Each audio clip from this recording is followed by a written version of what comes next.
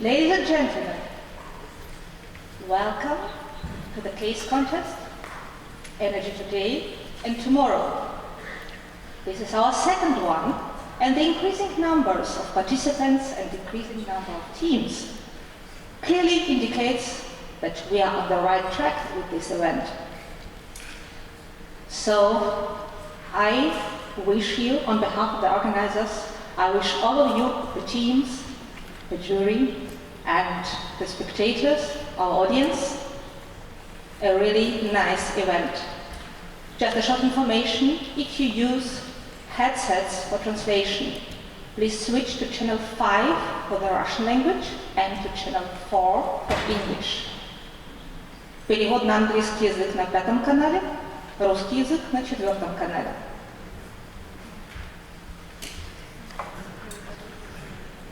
Maxime? Operators, I need a presentation, please.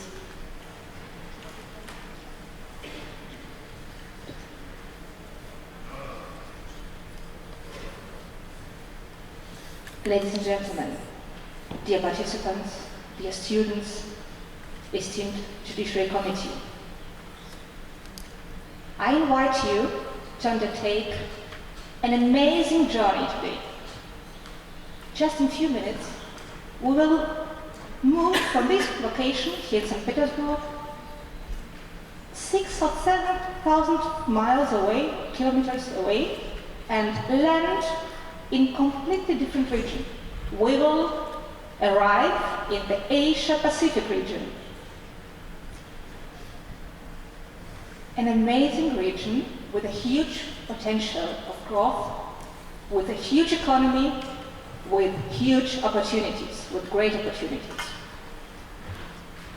For most of you sitting here in the audience, the topic is clear. You have already participated on the smaller contest, you have solved the so-called mini case, and you know exactly what I'm talking about. For our esteemed guests from the industry and from academia, I just tell you, you will learn it quite soon. We have 3 or 4, even 4 different groups here in this hall, and let me introduce you to each other. I will first start with those 35 young men and women sitting here. I will call it a team floor. I will refer to it as a team floor later as well. So those guys had performed that well in solving the mini case that they have been chosen to form 7 national teams. We have 2 Dutch teams, we have 2 German teams, we have 2 Russian teams, and 1 French team. Let me introduce those teams to you, and those of you who attended the event on Monday evening. It was a kind of welcome event for the students and participants. Those of you know that there is a certain order of appearance on the stage. It's a bit like in the theater. That's why I will announce those teams in order of their appearance on the stage. And I ask the teams to greet the audience when I call your names. Let's start with the first team, the first to perform here. The name is Guest Winners. It's a Dutch team, the team from Netherlands, and please give a very warm welcome to this team. This team is led by Team Sebastian Bunzik, and team members are Natalia Chubaeva, Henrik Lee, Chen Xu. The 5th team member will join this team after the break. Thank you, guest winners. And good luck to you. You're the first one, you are the icebreakers, so twice good luck. The next team to perform here, the second team, is called Lenin Gas. The team represents France and is led by Anna Tikhonova,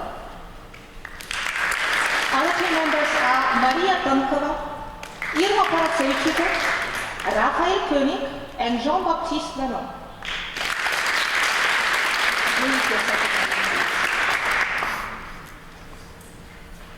The third team represents Germany. It's the first German national team.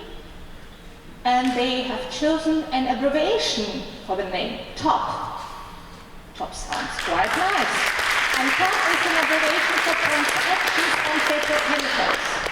The team is led by Gregor Weinzettel, and team members are Diana Warnecke, Fabian Burkhardt, Eike Schinke und Malte Fiedler.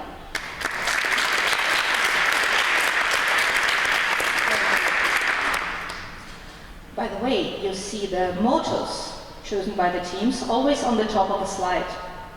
So you can imagine more or less what the team is thinking about their input here.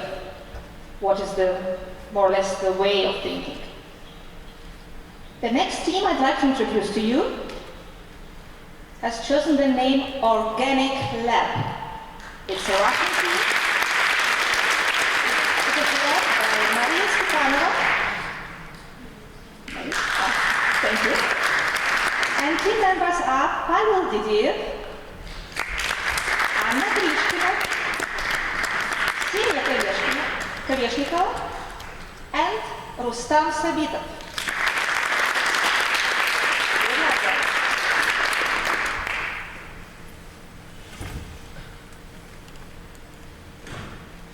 And our next team need, I think, a new slide anyway. It's the second German team with a fine name UDE. It's also an abbreviation, University of Essen. The team is led by Jonas Höckner, and his fellow members are Yilin Zhu, Hamid Arden-Koch, Sascha Fichtner, and Team Friedrich Lerman.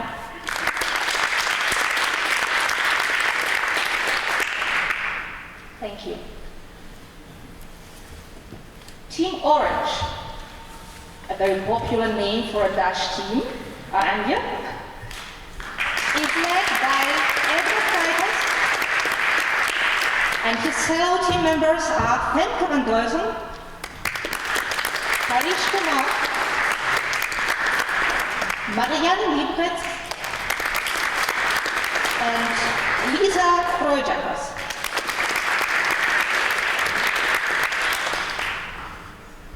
And last but not least, the team who has maybe the second tough job to perform as last one after roughly 2 hours of waiting and being nervous is a Russian team with the name Chemical Squad. The team leader is Alexei Meliluk, and his fellow team members are Zarina Dzhoeva, Larisa Papadimitrieva, Valery Makarenko, and Denis Ostrovsky. So guys, good luck to all of you. Thank you. We all are here to support you and to give you a chance. Take a chance.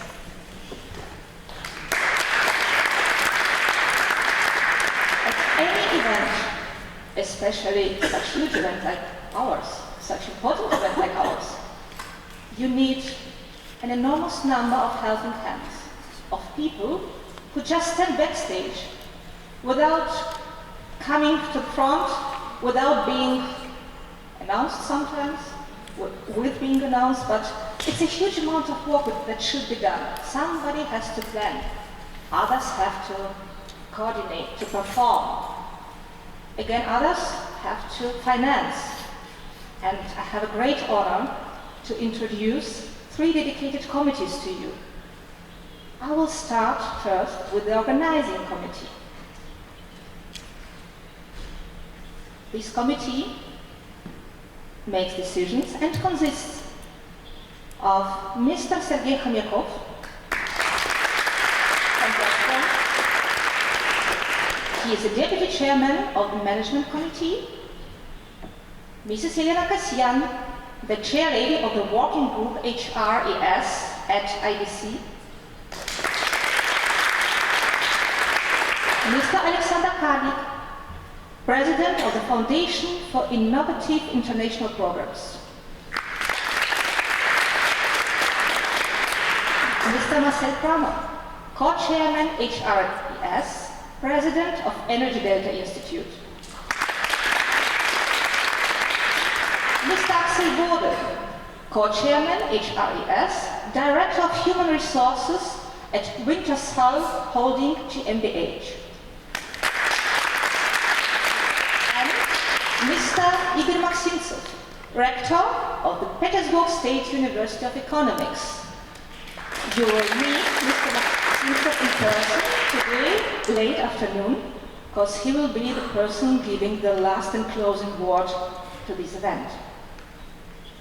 Okay, after the organizing committee makes his decision, you need another committee to take the whole work over and to perform the work. I can imagine that there have been many, many sleepless nights for our members of the executive committee. Please give a very, very, very warm applause to Jana Klementovicius from Unicorn, to Andrei Kvalkov from Westport, to Irina Ingevatova from Westport, to Olga Simidelishina from Unicorn, to Natalia Trifonova from Unicorn, to Julia Bichum, also from Unicorn, to Maria Shenikova, as well from Unicorn, and to Tatiana Rozhumtseva from the Foundation for Innovative International Programs.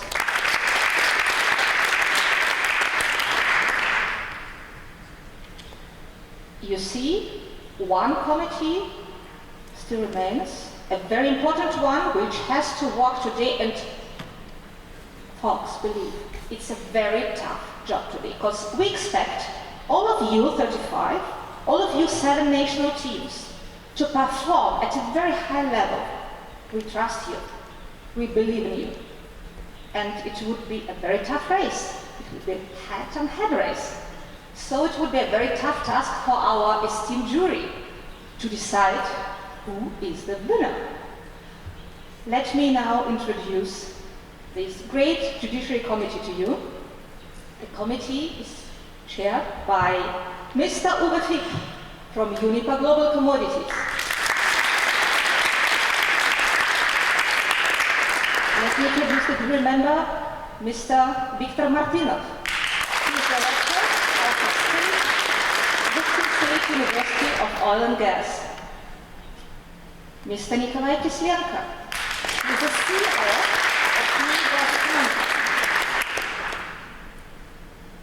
Mrs. Valerie Duval, Head of Strategy, Finance and Markets, Gas at ENGIE. Mrs. Natalia Trifonova, from the Petersburg State University of Economics, and Mr. Eric Fuller, Manager Northern Russia at Gazprom. I told you, the jury will have quite a tough job, and it's easier to make it more or less standardized, to ensure fair play for each and every team. That's why let me reveal just in a few bullet points the assessment criteria of today's contest. You have to demonstrate the industry knowledge and the theory elaboration. You have to prove that your solution is effective, relevant, has a proper design, that you have an ambition, that you have a creativity, we think you have, and you have to show your ability to answer questions spontaneously. So you know now what you have to do. The jury knows it as well. And it's time now for me to start the study, but last but not least, There is somebody here in this room who will perform a huge job without maybe being really seen. Most of you, team members, already know him. It's our link man. He will support the jury, the team, and the state, and the state. His name is Frederick Reimann. My name is Irina Kodon, and I will guide you through the contest. Oh, I see contest. When I announce the word contest, I see it activates your faces. It just means that it's time to start the contest. Are you ready for the challenge? Yes. Oh, Lord. Are you ready for the challenge? Yes.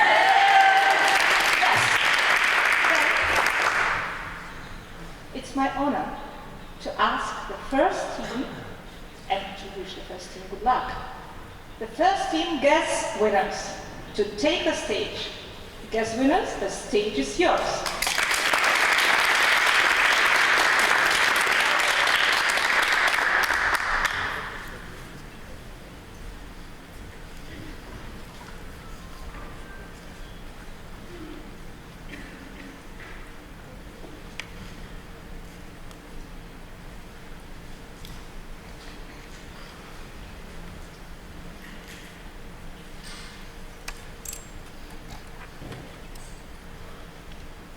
Right, thank you very much. I would like to welcome you all to this event.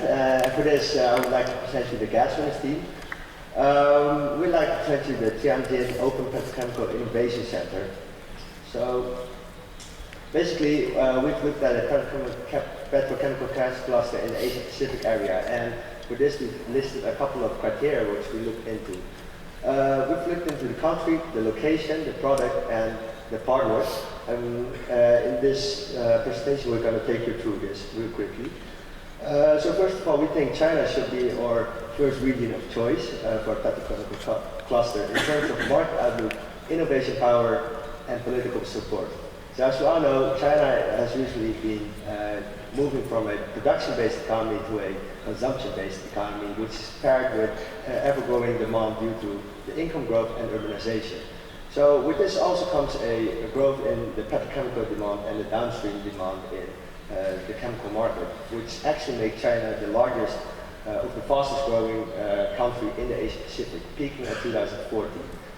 Besides that, China ranks 4th on the Bloomberg Innovation Index and 5th on the Global Innovation Index, which makes them the highest performing innovation power in the Asia Pacific of the developing countries. And besides that, China has recently ratified the Paris Agreement, which actually is paired with governmental support for innovations in the energy sector while meeting the ever-growing energy demands. Within China, we had several locations in mind, and in the end, we decided to choose our project the eastern part city of Tianjin, where there's already lots of petrochemical industry. We will locate our park in an existing site, and one emphasis of our project is to base it on the principles of industrial symbiosis, which describes the integration of energy and material flow within nearby production sites in order to optimize environmental, cost, and energy efficiency. In this site, we already chose a partner. This is a petrochemical facility from Sinopec, and we expect that by integrating our input markets with them, we can optimize costs. For the product, we choose polyethylene because it has a really bright market outlook in China. By the year of 2025, when our company will be online, the domestic production capacity will fall short of the domestic demand by 10.7 million tons a year. Polyethylene can be used both for mass production, such as packaging of consumer goods, as well as for high-tech sectors such as aviation or automobile industry, which currently is the focus of the Chinese government. Moreover, we decided not to aim only on the Chinese market for our output, but moreover also to include the nearby ASEAN countries with rapidly developing economies. And lastly, we think that by producing polyethylene from gas rather than from oil, we have an environmental benefit. Tianjin provides a perfect market when we look into the markets in and around Tianjin. The yearly demand of polyethylene in northern China is estimated up to about 430,000 tons in a few years later. As for the regional competitors, the closest big competitors are in Shanxi province, but they're still far away, and none of them are gas-based. So it will be an advantage of gas-based petrochemical industry in Tianjin. As a feedstock for production, we use mostly Russian gas. We started at Sakhalin 2 and 3 fields and supplied via the eastern road of Russia-China pipeline, or as LNG by sea. The diversification of such feedstock helps to achieve affordable price given fair flexibility. In perspective, difficult gases of Chinese fields nearby are also in use, using all the byproducts possible. The location being already in a way petrochemical hub has perfect infrastructure, including LNG terminals and the pipeline under construction. Basically, we've thought about business partners from three aspects. Why to involve them, what's the benefits and the challenges for them. I know there are so many information on these slides, so I will just come to the points. The first partner is Sinopec, which is a downstream petrochemical leader with existing experiences, knowledges, and infrastructures. Using gas can help them to shift into a great business. Gazprom, the upstream gas industry leader, as Mr. Miller said yesterday, it will focus on the Asian market, especially in China. The involvement in the project will accelerate access to the downstream markets. And also CNPC, the largest gas distributor and infrastructure controller, involving into this project will give an additional market for developing business. To generate an innovation strategy for the region, we oriented on the features of the region and the cultural background, which we measured using the Hofstede theory. And based on that, the strategy had to orient on strong leadership, educational component, cultivated thinking, and status achievement. The goal of the strategy is fostering innovative culture through interaction of values, norms, and education. Three pillars of the strategy are strong leadership by the business if it's market pull, or authorities when it's social push. It's collaboration status achievement through the very strong and deep stakeholder dialogue, and system thinking through the interdisciplinary approach to innovation. So based on this overall strategy, we came up with the model of the innovation hub within the project. The main idea is very strong integration of business, education, and research. As you can see, there's a big concentration of innovation-oriented institutions in the region, so we can cooperate within them. The hub is going to be led by the special center organized, and some institutions, as you can see on the slide, are going to be in the lead of respectively educational hub, research hub, life lab hub, and all other institutions. Then some Russian will work as collaboration partners on the basic open structure. Thank you all for listening very much. This is going to put China's gas industry back on topic, the Tianjin Open Petrochemical Innovation Center.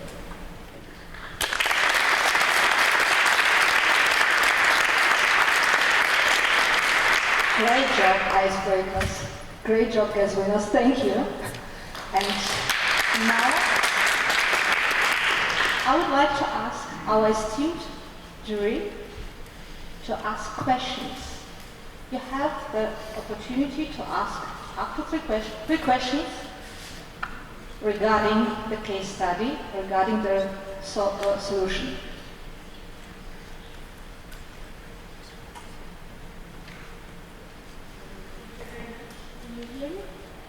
It's not loud enough.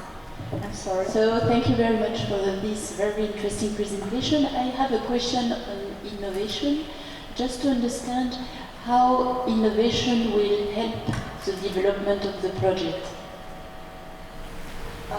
So first of all, the gas-based, thank you very much for the question. Gas-based petrochemicals is just in the start of its technological way at the first place. So innovations are essential for development of the field itself. And within the project, we have this perspective on using the difficult gases of Chinese fields nearby, which are not used right now because they're too difficult to process. And we orient our innovation as well on the way to use these gases. And also, as we pointed out, that our main idea is using industrial symbiosis, which is also a very important field to develop. So using byproducts exchange and waste streams exchange also very helpful.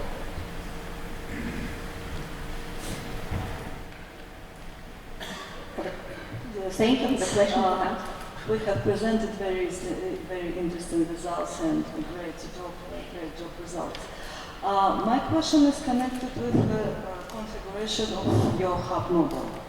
Please specify live lab hub. Yes, and presence only one Chinese company in this live lab hub. Okay.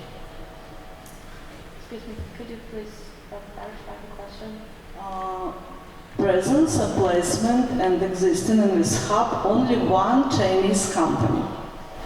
You mean Sinopec?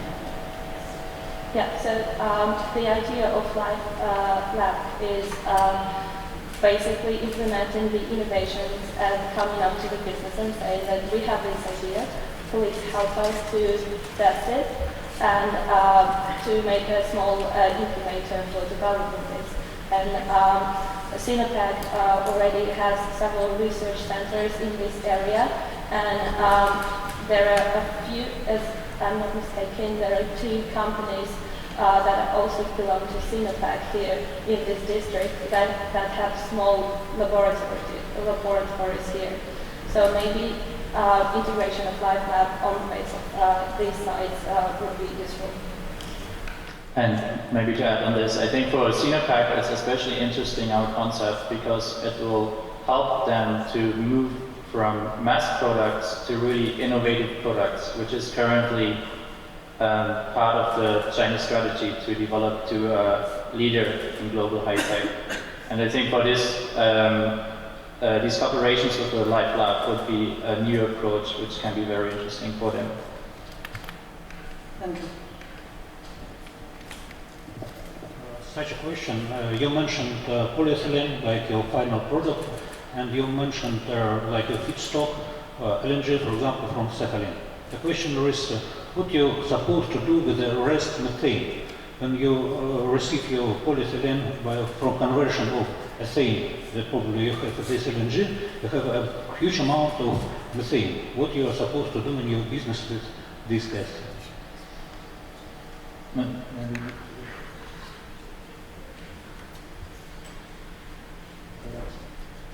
Yeah, well that's true. Actually, it from how the sector works right now, using pipeline gas wouldn't be the first choice to produce polyethylene. We also have this a bit in mind, the long-term horizon, that eventually China will start to develop its local shale gas reserves. And as for the Russian pipeline gas, we decided to locate the park in the Tianjin region, where there are many companies nearby, and in the industrial symbiosis concept, it also involves that we use the byproducts from one company as a feedstock for the other, so we would just supply it to local industry. to make products such as fertilizer or for the health sector, I guess.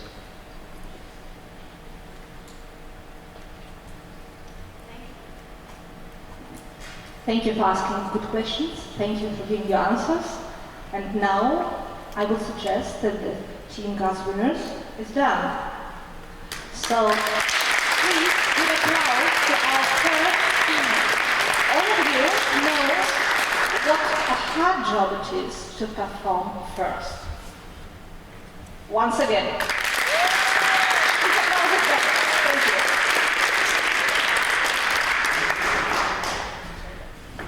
And now, I invite team number 2 in our order of appearance, the team Benin Gas, to take the stage and to present your solution.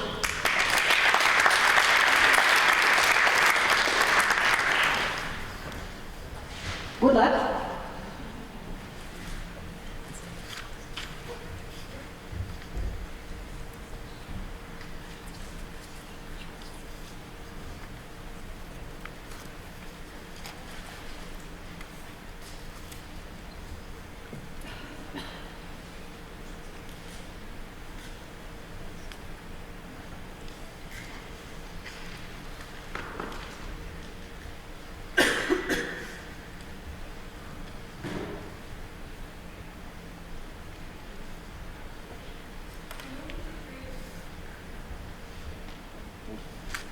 In order to create a real gas-based petrochemical cluster, one needs to unite sound infrastructure and R&D and align it with the developing and prosperous markets. Our great Unity petrochemical cluster has it all, and now you will see why. Now, Shanghai has been the commercial as well as the financial center of China for a long time. It is also the main container port of China, which is great conditions for establishing a global gas-based petrochemical hub. So why is it important? It's because Shanghai's presence in the heavy industry is incremental to China because of the presence of the steel as well as auto manufacturing giants. It hosts the largest free trade zone of China and accounts for 15% of the total Chinese FDI. Now, if we look in the graph, in 2014, it has managed to attract $18 billion from the most advanced economies of the world, which proves that it's a great place to build a new petrochemical hub. Now, Sinopec is the second largest, Sinopec operating in Shanghai, is the second largest producer of ethylene in China, which is basic petrochemical for further production of more complex petrochemicals, which is basically what we're going to concentrate on. Now, the global petrochemical market is currently overflooded with basic petrochemical goods, which is why it strengthens the position of Shanghai, which is increasingly concentrating on high-end, complex petrochemicals for production of these as construction goods, as well as electronics and that sort of thing, which, because of its superior qualities, has been replacing traditional wood or metal in the production of such consumer goods. So obviously all of this needs high-skilled labor as well as research and development centers, but because of this foreign direct investment as well as the Chinese governmental support, they are abundant in Shanghai, which makes us think that it's in a very strong position. Thus, we believe that Shanghai is perfectly positioned to excel in the production of high-end petrochemicals for the developing consumer markets of particularly the One Belt, One Road countries, which is a strategy we're going to develop on later. By 2025, post-COP21 China and its decarbonization pledge will more than double Chinese gas consumption, fostering countries' transition to low-carbon economy. Preferential fiscal and legislative regime and proximity to centers of gas-based petrochemical demand will make China a perfect location despite the drop in the oil price. PDI and energy projects decreased everywhere but not in China, as opposed to its regional competitors. Indeed, China can always convert its challenges into opportunities. At times of global gas price fluctuations, China has two unbeatable strengths. Firstly, Shanghai's city-gate price benchmarks allows the city to import gas as competitive and stable feedstock for petrochemical production. Secondly, new energized fluid CO2 fracking is the key to boosting domestic gas production and addressing water crisis.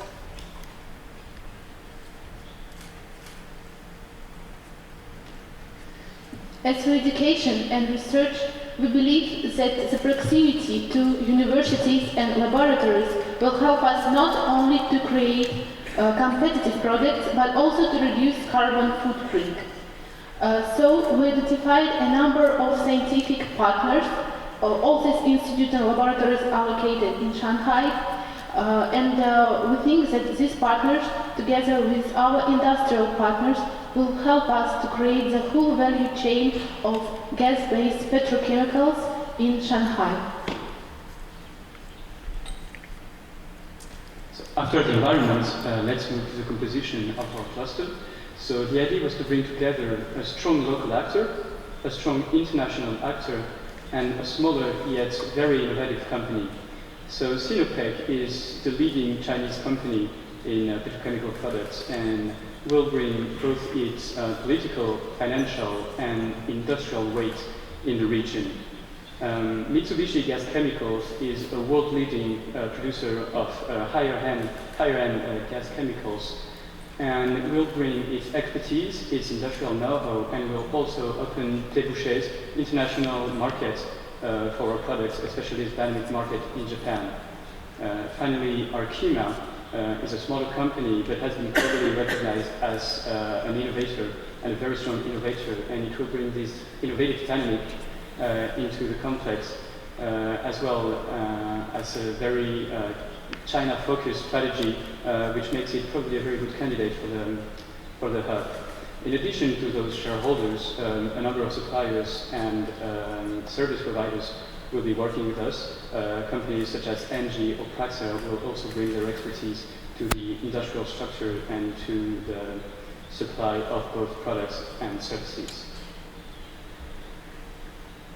Which leads us to one important element of our As for the gas infrastructure, it may become a bottleneck for a country that wants to develop its gas market, but China has already committed itself to develop gas infrastructure, and Shanghai has all the key elements.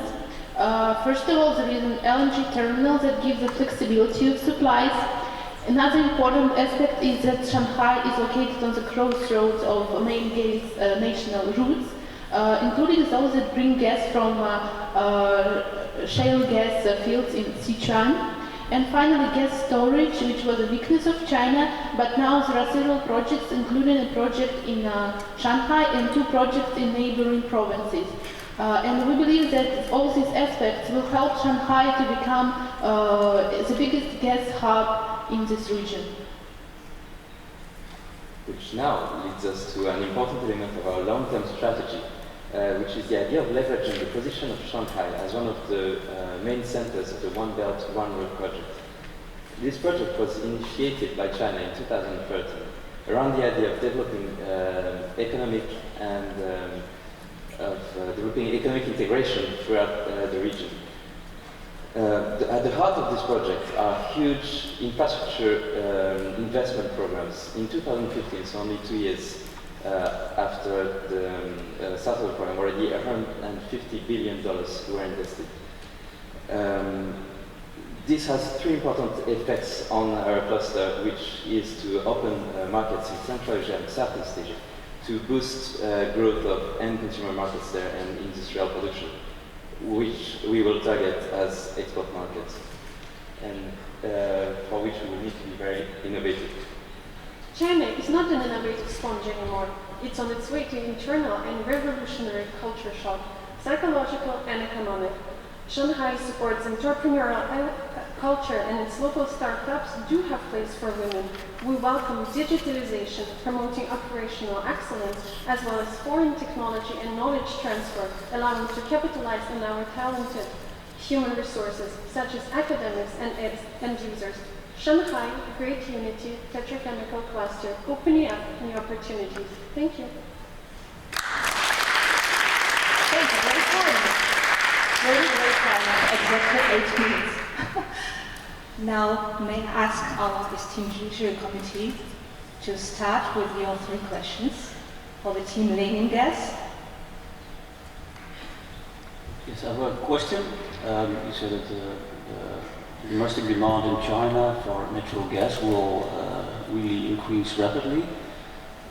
Don't you see that there's be a risk that that would give an upward effect on prices, in the sense that petrochemical cluster would not be competitive anymore compared to other locations? I will take that question. Two things. While the demand in China will be increasing, we expect the production and the offer in China to be increasing as well. So basically, a rise in production of natural gas will mitigate the effects of the rise in demand.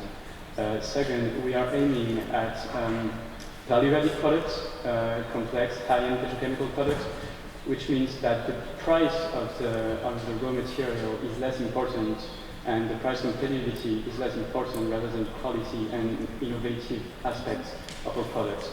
So by moving to higher-end petrochemicals, we are basically making our product less cost-sensitive and less price-sensitive. Just to add a little bit on this part, Shanghai is a key position for us in terms of gas, and we understand that the global gas price is prone to certain fluctuation, but Shanghai is the only place in China which has gas source from all the sources and entry points in China.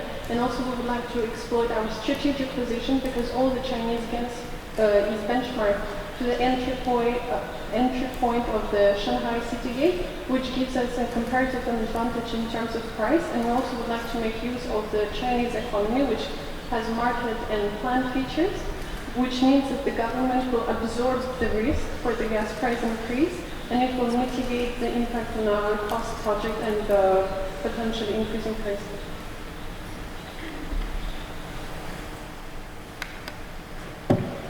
Such a question. You know that chemical plants basically have a very flat production.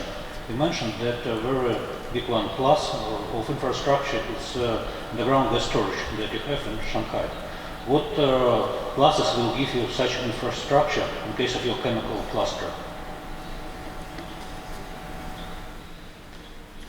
So if we are talking about infrastructure in the region, not only around Shanghai, but outside China, and specifically in the markets that are opened by the One Road, One Belt projects, there are several things.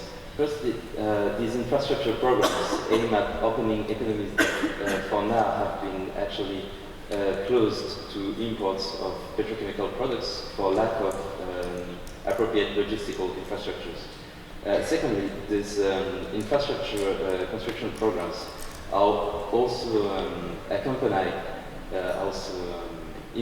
made in parallel with investment programs that are very developed and that aim at building local industrial capacity, which will require actually the products that we will be able to produce in our cluster, and that we will try to reach to exports using these roads of the One Road, One Belt program.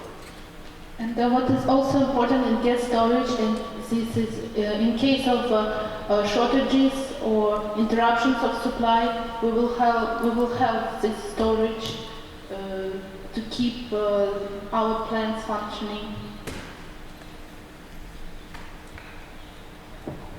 Question: why do you think it is advantage to be close to the financial and commercial center and to the universities? Doesn't that make the location rather expensive? And you can have your headquarters in Shanghai, but your production plant hundreds of kilometers away.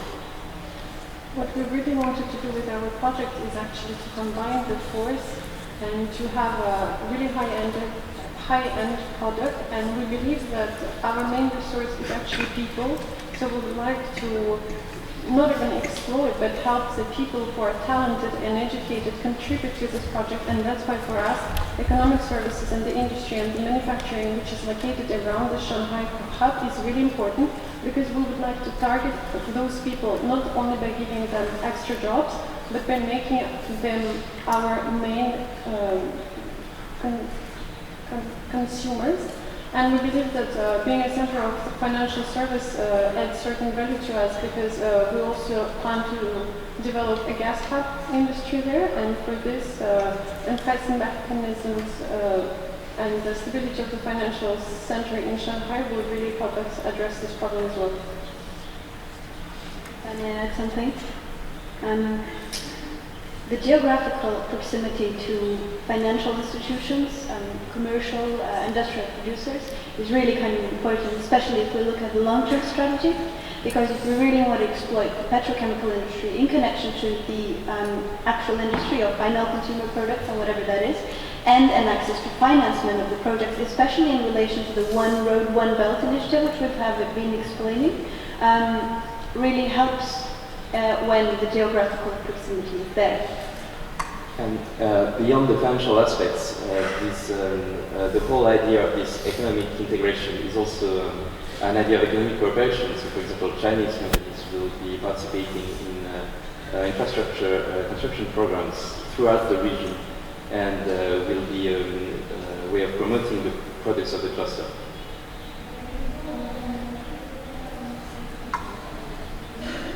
Okay. Thank you, dear jury, for your questions. Thank you, leading guests, for your answers. The audience, please go ahead.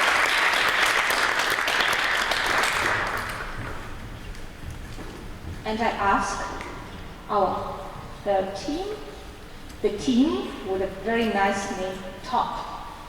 The top team is like the A team, no? Please take the stage. The process.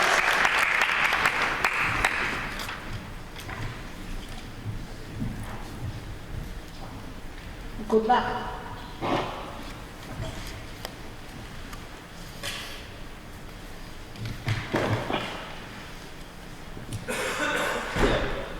Dear ladies and gentlemen, my name is Aiko Schinkel. We are proud to present to you the Malaysian East Petrochemical Industrial Cluster, short MAPIC, which is located in the port of Bintulu in Malaysia. So, first of our presentation, I will introduce our products as well as the technological requirements and facilities. Afterwards, Mr. Burkhardt and Mr. Weinzettel will continue with the markets and the partners. And finally, Ms. Warnecke and Mr. Fiedler will conclude with our innovative strategies and the educational program. So, the main product of our cluster will be ethylene-based intermediates for the huge plastic industry of the whole Asian Pacific zone and Malaysia. So, the main products of our cluster, in the first group, the raw gas needs to be processed by gas processing plants and afterwards cracked by ethane steam crackers. To reduce the impact of price volatility on our cluster, it is useful to integrate overground gas storages into the cluster. So afterwards, in the second group, there are plants to produce ethane immediately into high density and linear low density polyethylene, as well as vinyl chloride monomer, polyvinyl chloride, and acetic acid.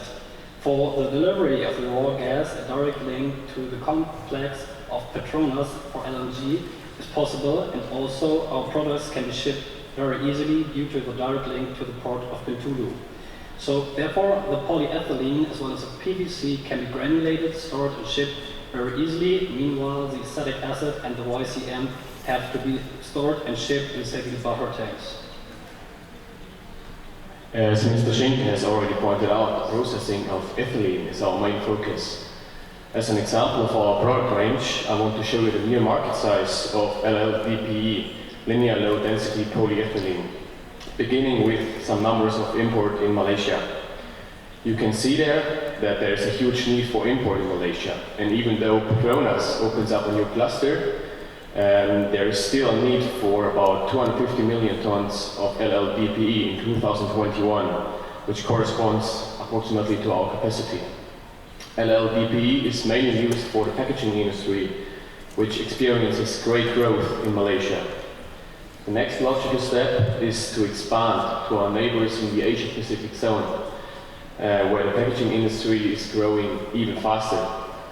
Especially from China and the free trade agreement from China with Malaysia, we are expecting great business opportunities. The charts for our other products, such as PVC and VCM, look similar. I will be briefing you on MAPIC's partners. The strategic impact of our powership is divided into three parts: exploration, cracking and ethylene production by Petronas and Shell, Second step is the processing of the production of the most needed petrochemicals by BP, Sinopec, and BASF. And the last step is the strong, competitive, already established plastic industry, which can use the productive petrochemicals. Petronas is the basis of our cluster as a national company. I'd like to emphasize that Shell and Petronas joint venture offshore Sawarak is already the operator of 12 producing gas fields. Nearly all of the gas is produced and supplied to Malaysia LNG tooling. We can use this gas to provide it to our production sphere of MEPEC. BP, Sinopec and BASF use the ethylene to produce their products. BP will concentrate their production on HDPE and acetic acid. Sinopec will specialize on PVC and FOCM production, BASF on LLDPE. There are 1,800 plastic companies in operation in 2015. The idea is to connect Malaysian Plastic Manufacturers Association, MPMA, to MEPI growth participation of small and medium enterprise companies. By establishing MPMA as a partner of our cluster, we further satisfy a key element of Malaysia's innovation strategy, which is in fact the integration of small and medium-sized enterprises. But let me put this into context. Even though Malaysia is already ranked 35th in the Global Innovation Index and 8th in the region, the Malaysian government pushes for growth driven by an ecosystem of innovation. For this purpose, Agency Innovasia, Malaysia was founded. Its objective is to foster the cultivation of the thinking culture and tries to foster university and industry research collaborations and the commercialization of patents. So if we have a look at the indices, you can already see that this strategy pays off. High rankings in the Global Innovation Index with respect to education, research and development, and university and industry collaboration suggest a huge growth potential. And which is important to us, it promises qualified employees. However, building our cluster in Malaysia does not only mean that we have access to a pool of qualified employees, but also offers us the opportunity to combine personal recruitment and the utilization of tax benefits, which are part of the tax incentives for R&D investments given by the Malaysian government as part of our strategy. Yeah, utilizing this, we can even gain a more strong benefit by establishing a research and innovation center in the area of Kuala Lumpur. There we not only profit from additional tax reductions, but also find world-class academics, since there are the 3 of the top 5 universities of Malaysia. So by this establishing the research center there in this area, it allows us a cooperation with leading universities in terms of research, but also by attracting young academics. So it is quite essential to gain awareness of our cluster here in this region, but also at important universities as well as at schools. So therefore it is supportive to, we can support this by financial support of schools as well as universities, and also by establishing dual study programs, for example. And we can also offer in this area field trips and internships to encourage both students and children to the field, to the area of petrochemicals. Focusing on universities nationwide, we will also set up a case study program. This might lead young, talented students the way of career opportunities in the area of petrochemicals, but also promote our cluster as an area of dynamic and high potential. So, as we all know, this might be the best way to attract young professionals. So, thank you very much.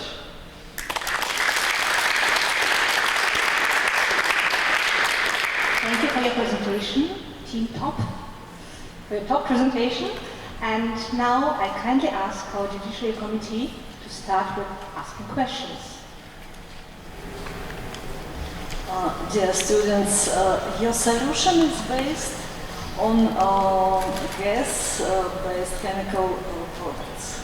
And please specify the reason of your choice of this packet products.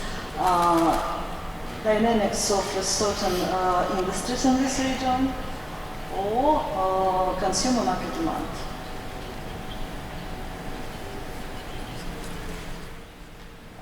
I didn't understand the totally. Could you repeat, please?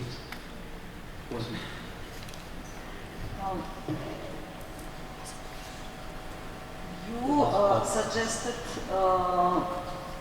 HD, NLD, VSM and PVS products, and my query is connected with choice and the reason of your choice, the clause of your choice. I'll take the question. We have several reasons for choosing Malaysia as our location for a new cluster. First of all, we have a great local demand, which is important for a new petrochemical cluster to grow. And also, it is good for our innovation to have a local demand. This is given here in Malaysia, because Malaysia is seeing great growth in the future. And also, Malaysia has the 15th world largest gas reserves. It's just located next to our cluster. You just have to exploit it, and we have a really, really short transportation way just to our cluster. And we also have, of course, the best academics in Malaysia, because Petronas already opened up a cluster there.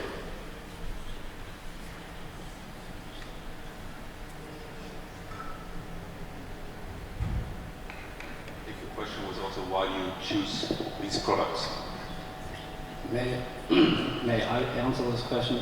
We saw the biggest demand in this region for plastic products in the end, and also ethylene is a good product, but it's also in a kind of overproduction in this region. So there's a need for more specialized product. That means not only ethylene, but the more further step to polyethylene, low density polyethylene, really specialized products. Ethylene, for example, is a huge production planned by Petronas, and therefore these can be reached in critical level in this region. Therefore, the specialized products are a good way to open a new market, especially in the closer range to the new gas fields out there. I also want to say something to it. We combined our cluster with this MPMA, this Association for Plastic Manufacturers, and there's also a fact that 60% of all plastic is produced by this MPMA. So we got kind of a safety position with our partnership with this association that we will sell our products basically in our market, and also we can of course trade our things, especially from China, Indonesia, and the whole South Pacific area. Yes, I have a question regarding the gas supply as you presented in the model, because it is interesting to see that you bet on the fact that you will have two gas suppliers, I would say only, Petronas and Shell. So the question is, for such a long-term project, how will you negotiate with those two partners to be sure that your gas supply will be competitive?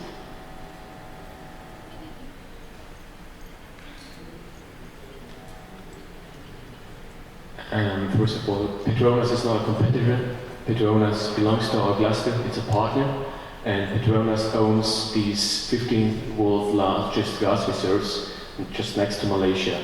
So we kind of have ensured here our further supply with gas. And still, if there would be a great change in the future, we have LNG terminals just in Malaysia. For instance, if the gas in the US market would be significantly lower than our gas, we can still buy from there. But we are pretty sure that the gas reserves in Malaysia are more than sufficient for the next 50 years. I would also like to add a point to this. Firstly, we decided to choose also Malaysia, but on the other point, not in Bintulu. The point is also to diversify the gas supply. We can also use the LNG produced in Malaysia. Malaysia is one of the biggest LNG exporters at this time, so I personally don't believe in such price changes in the next time. So we have a diversified market with a nice infrastructure in Malaysia. This infrastructure was built over the last 15 years to compete all these Asian Pacific countries. So we are kind of diversificate our supply.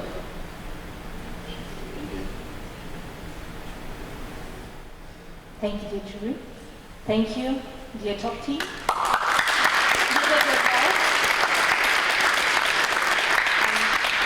I kindly ask you to get back to your seats. And I invite the first Russian team, Organic Lab, to take the stage.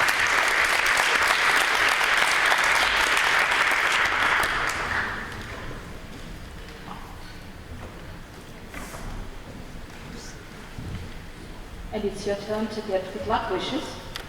Now, the stage is yours. Every day, the fight for resources damages the world. Your day, it's time to save the world. And that's why we're here today. Dear jury, participants and colleagues, we present you our world. Today, we are talking gas, the demand for which is growing drastically throughout the world. We have discovered that Asia Pacific, which is our focus today, stands out as the most promising gas market with expected gas consumption increase in all relevant sectors of the economy. However, the demand for gas in Asia Pacific is highly unbalanced and the region is unable to reach self-sufficiency of gas supplies. This fact is a challenge for us. And to find perfect location for innovative gas cluster, we went for further analysis. We turned to gravity method to examine the largest gas fields, refinery capacities, logistics, universities, R&D centers, and secure the cluster location. And we found a perfect place at the heart of Asia, consisting of Malaysia, Indonesia, and Singapore. We conducted the multi-criteria comparison to choose one country. According to it, no country is a leader of all criteria.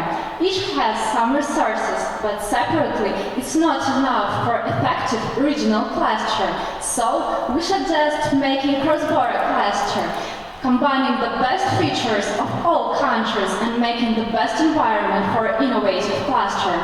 Sounds ambitious. Nowadays it does.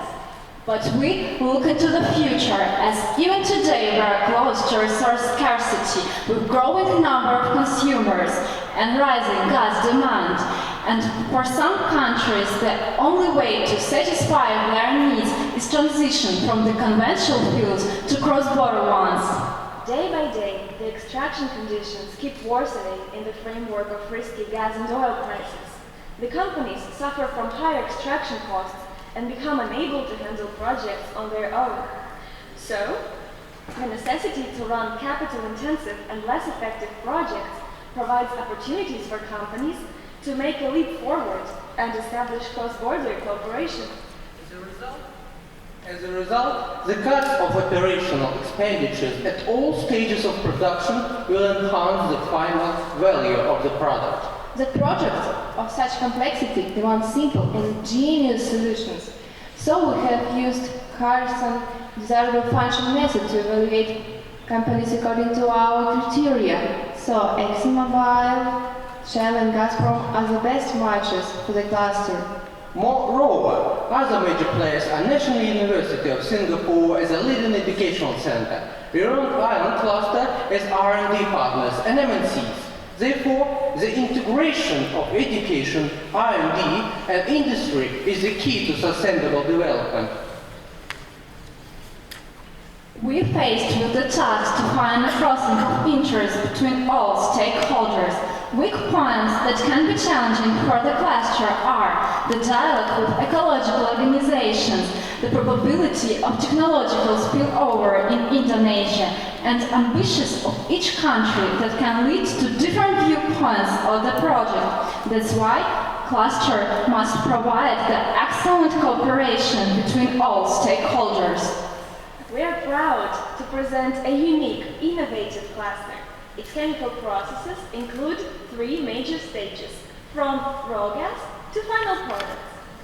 Aspiring to reach the highest level of effectiveness, Petronas and Petromina will operate the first stage, while Shell, ExxonMobil and Gazprom will operate in the second and third stages, And later, startups will make the unique decisions for the cluster.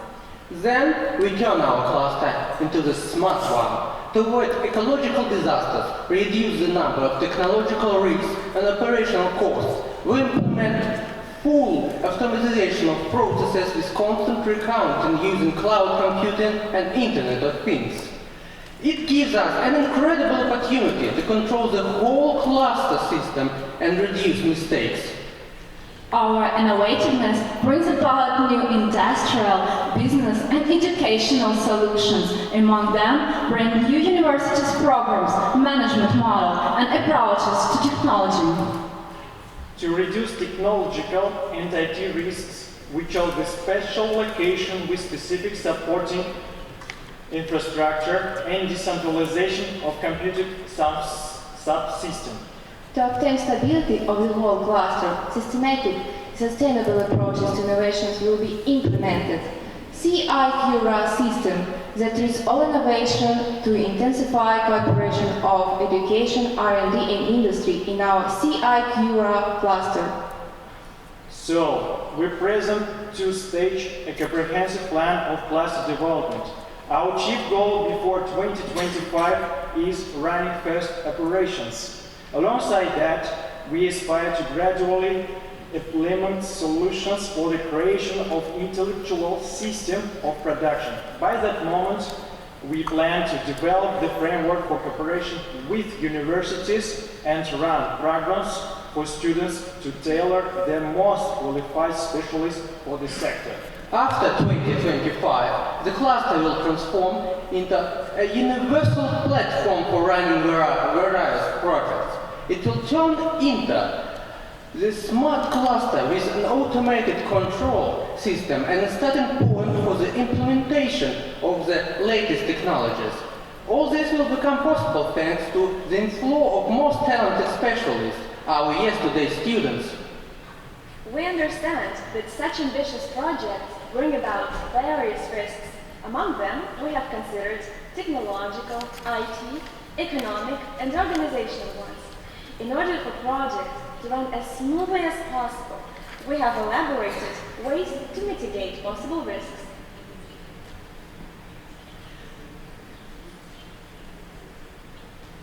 Stage by stage, our cluster becomes a great platform for absolutely revolutionary solutions, which will culminate our cluster to the well-known and innovative hub. To produce the social impact, our innovative strategy needs to be able to quickly adapt to internal and external changes in environment. We offer to start with an open structure, use the government support, R&D cutting-edge solutions, and attract companies to realize their project based on our cluster. That will help to create free zone for exchanging innovations in relevant spheres. Therefore, it leads to co-working process and then to active structure.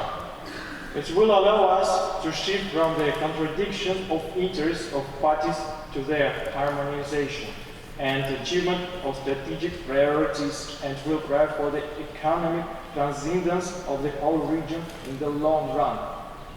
Thank you for your attention.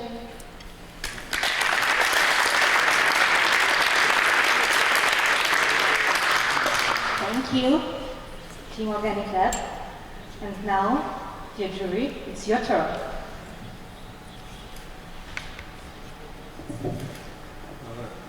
You have mentioned that you will have a very concrete location of your cluster in Pulau Mandau, so-called.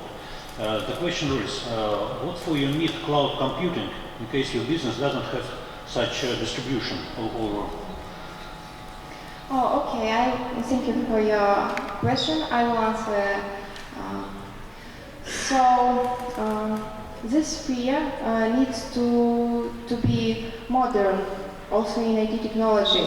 So, yes, we decided to place it in island, but we will use distributed systems. It will be very useful also if we have some problems. For example, one of the risks is when something goes wrong with server or something like that. And if we have a distribution system, it will allow us to keep all information in real time. every time we want without any problems. So we reduce risks about losing information and such kinds of risks. And sorry, I will add more. We talked about 3 countries to communicate each other, so such cloud computing and smart systems will be operated together, will be distributed between 3 countries. So it will be the most the main idea.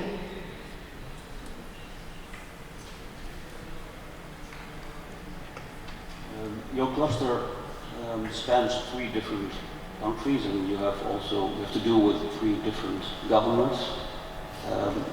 How do you plan to overcome differences between the governments? Because if one government becomes stable, they also have different tax rates. Do you have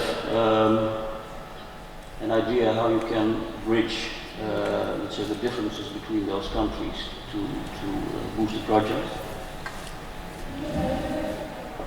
I could take the question. Thank you for the question. It's a really great one, and we really have think that through. And we consider that we have to take into account the interests of all stakeholders, because the creation of such ambitious projects requires the coordination between all interested parties, the governments, consumers, populations, businesses, ecological environmental organizations. And these projects are negotiated for several years. And they require huge amounts of resources to negotiate. And we are planning to elaborate, to work on that project first, to conduct negotiations, and to take into account the interests of all parties. And we recognize that it's pretty time-consuming. But it's worth it in the end.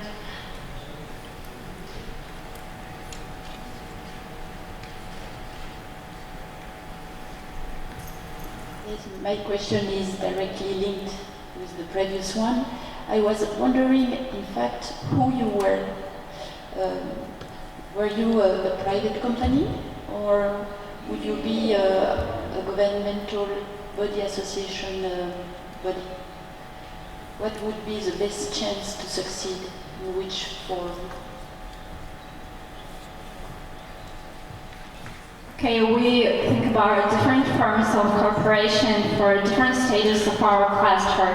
So if we talk about the extraction of resources and making the first stage of our cluster, we think about the joint venture of national companies.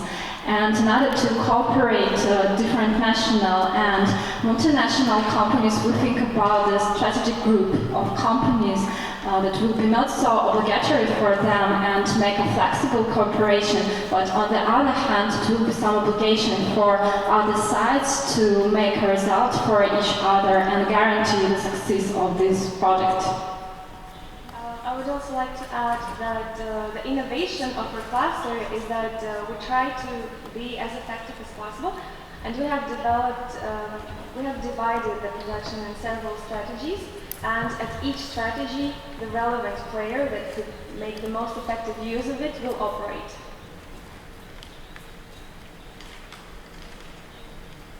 Okay, thank you. Thank you.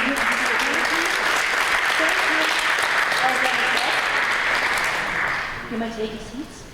And now, I invite the team UDE to take the stage and to present your solution.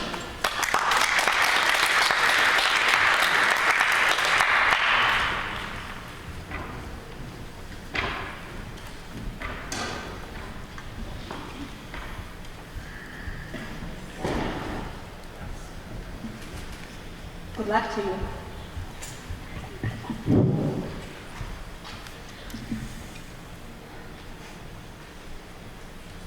Well, as you know, our consulting company was asked to draw up a project which about gas-based petrochemical cluster in Asian Pacific. Now, I'd like to see the result. As you can see, LNG prices are decreasing rapidly. Malaysia, as world's 3rd largest LNG exporter, is suffering under low margin. This is why we want to locate a gas-based petrochemical cluster in Malaysia. Malaysia can profit a lot by this diversification. We set the so-called Bagada cluster in the East Malaysian coast. The red dot remarks the exact location of the cluster. The gas can be delivered through the Trans-Asian gas pipeline or by ship through the harbor. We plan to build a gas separation unit, steam crackers, a refinery and a regasification terminal. Operating players can be BP, BASF and of course Petronas. How do you see the market? Absolutely right, Sunshine. The global demand for the petrochemical products is around $1,000 billion by the end of 2025, out of which almost 45% will be consumed alone in Asia Pacific. That's a huge amount. It's basically because of the higher growth rates in Southeast Asia and Asia Pacific zone as compared to Europe and States. Furthermore, we have identified main products for our cluster. Those are polyethylene, polypropylene, polyvinyl chloride, and butadiene.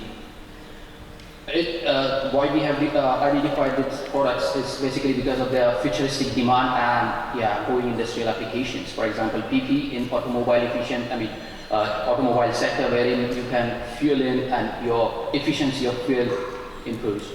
So yeah, definitely a bright future. But how valid is it to switch to gas-based petrochemicals? Definitely we can justify a switch towards the gas-based petrochemicals. There are two reasons for that. Firstly, the falling prices of LNG.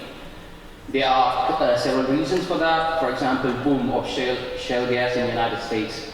Other than that, there is a huge potential, huge demand for the petrochemicals. Alone in Asia Pacific, there is a deficit, net deficit of 16 million tons for the year 2025. So yes, we can justify this switching towards the gas-based petrochemicals. Well, how is this expected performance of this suggested petrochemical products? Well, actually, all of your recommended petrochemical products are showing a good demand potential in the future, as you can see in the expected growth rate in the chart over there. Additionally, all of them are expected to create good margins in the market. So let's have a look on PE, for example, which is actually one of the most common petrochemicals, showing a market size of $160 billion US.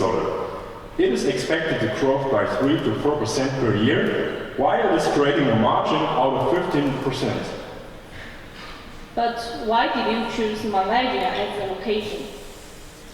In our location analysis, Malaysia performed very well compared to the Asian Pacific average, as you can see on the slide if you look at the dark blue line.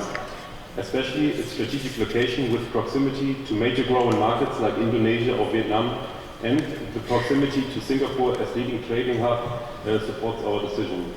Other supporting factors are the well-developed infrastructure, the availability of huge gas reserves, and the presence of a well-educated workforce.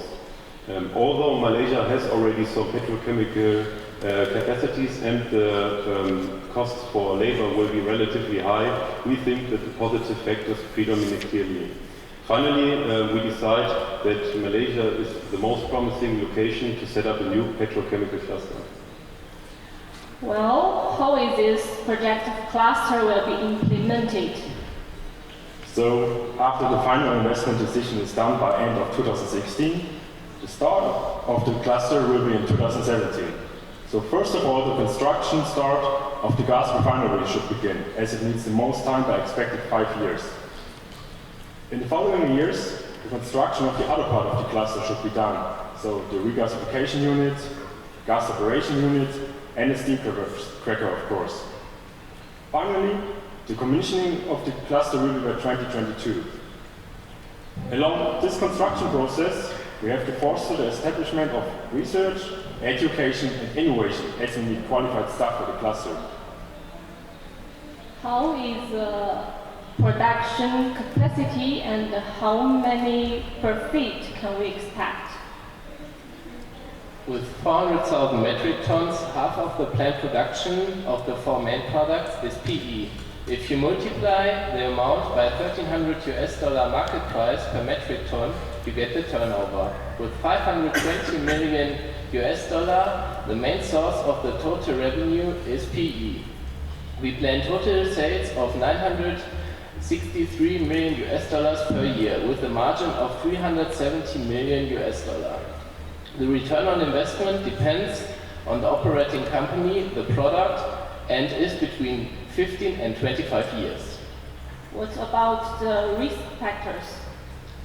In our analysis, we identified several key risks. For example, demand, price, and political risk. We assessed them all at a medium or low level, which results in an acceptable risk profile.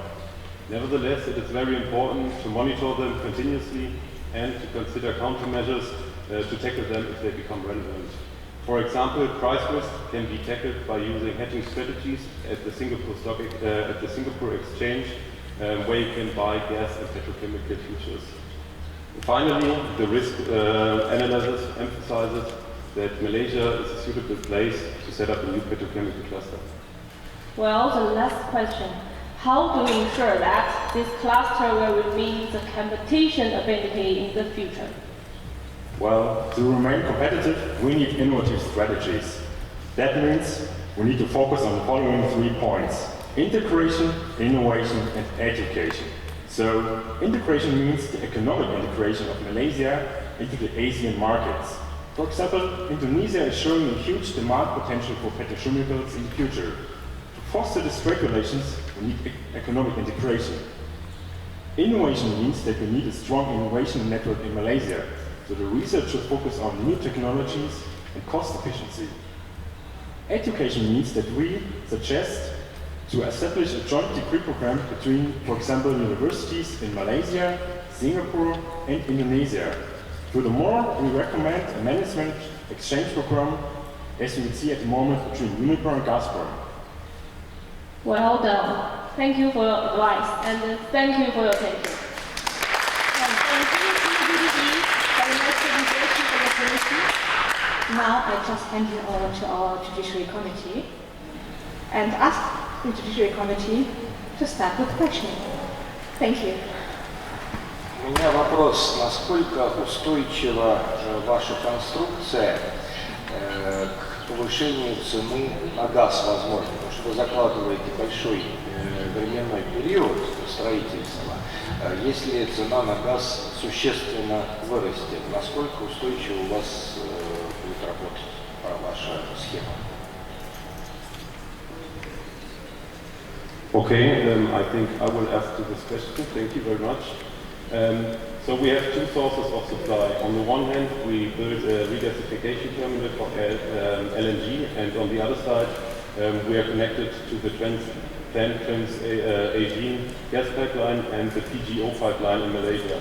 So we have several ways to get our gas, for example LNG, from cheap sources, and the proximity to Singapore, to the Singapore Exchange, enables us to buy gas futures, for example, to receive gas at a low price. And finally, our products we produce are high value, so that it's not too it's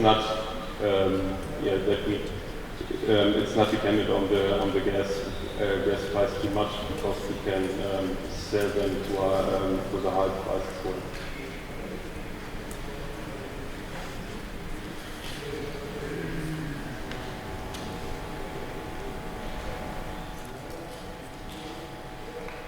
So clear, we don't have any questions anymore.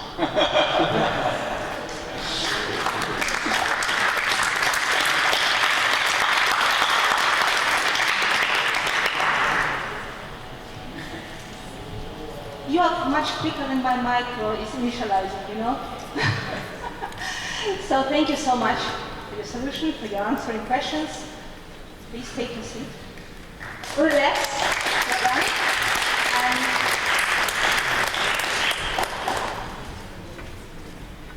And I invite our last Dutch team to take the stage and to present your solution to the audience.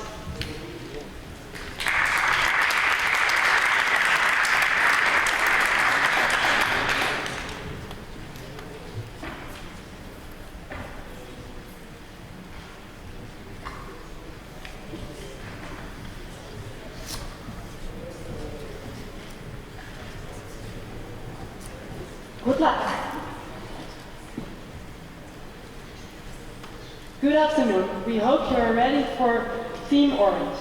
Thank you for the opportunity to speak to such a distinguished jury and audience. We are going to tell you that the best location to a petrochemical cluster is India, which was also mentioned yesterday by Mr. Miller. The first reason is that the demand in natural gas is rapidly increasing. Besides, there is a lack in domestic production. In the following picture, it can be seen that the projected deficit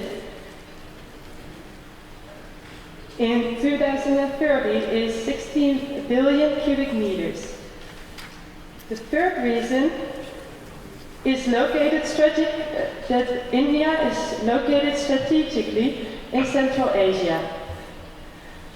Currently, the government, especially under the reign of Modi, is eager to expand the gas network. Last but not least, innovative culture is upcoming in India. The gas processing industry is very elaborate. For example, it is expected that the paints and coatings industry has potential of $12 billion by 2020. So now we have shown India will be an important customer in the gas industry, which also was mentioned during the plenary session yesterday morning. We proposed Russia to be the gas supplier. Russia has extensive gas resources. About 40% of the total gas resources on Earth are owned by Russia. Another reason why we want to export gas from Russia to India is because of the diversification. Diversification of the customer base will help Russia to stay competitive, even if one of the customers, the demand will decrease in the future. Another reason why we want to export gas from Russia to India is because of the growing competition. Because of the growing competition with other competitors, it is very wise for Russia to be the first one to enter the market in India. Okay, so we identified Russia and India as ideal supply and demand partners, and consequently we considered several options for the gas transport. Firstly, by joining the TAPI pipeline or making a trans-Himalayan pipeline. But due to political and financial factors, we eventually decided to, as the most viable option, to ship the gas as LNG from Vladivostok to Vizag. The shipping route can be seen in this picture. Initially, we would want to have 5 LNG tankers with a Qmax capacity of 260,000 cubic meter, which is around 3 billion cubic meter of gas annually. And we want to expand that fleet to 50 vessels by 2030, which would be sufficient for the demand in India of 40,000 billion cubic meters. In Vizag, we would start a gas cluster called Erita India. Well, to finance this project, several factors should be taken into consideration. First of all, there are the fixed costs, which are the liquefaction plant in Russia, the gasification plant in India, and the cost of the vessels.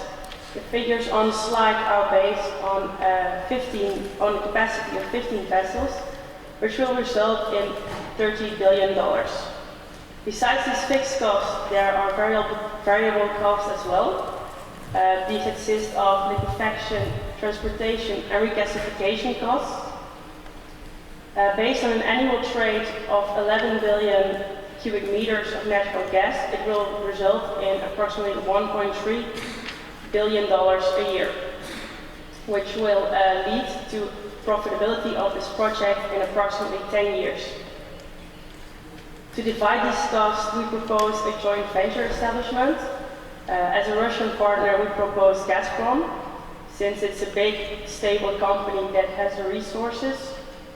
Since Gazprom will be the main investor, they will provide 51% of the funding, and the remaining of the funding will come from Petronet LNG, which is a joint venture of important Indian gas companies.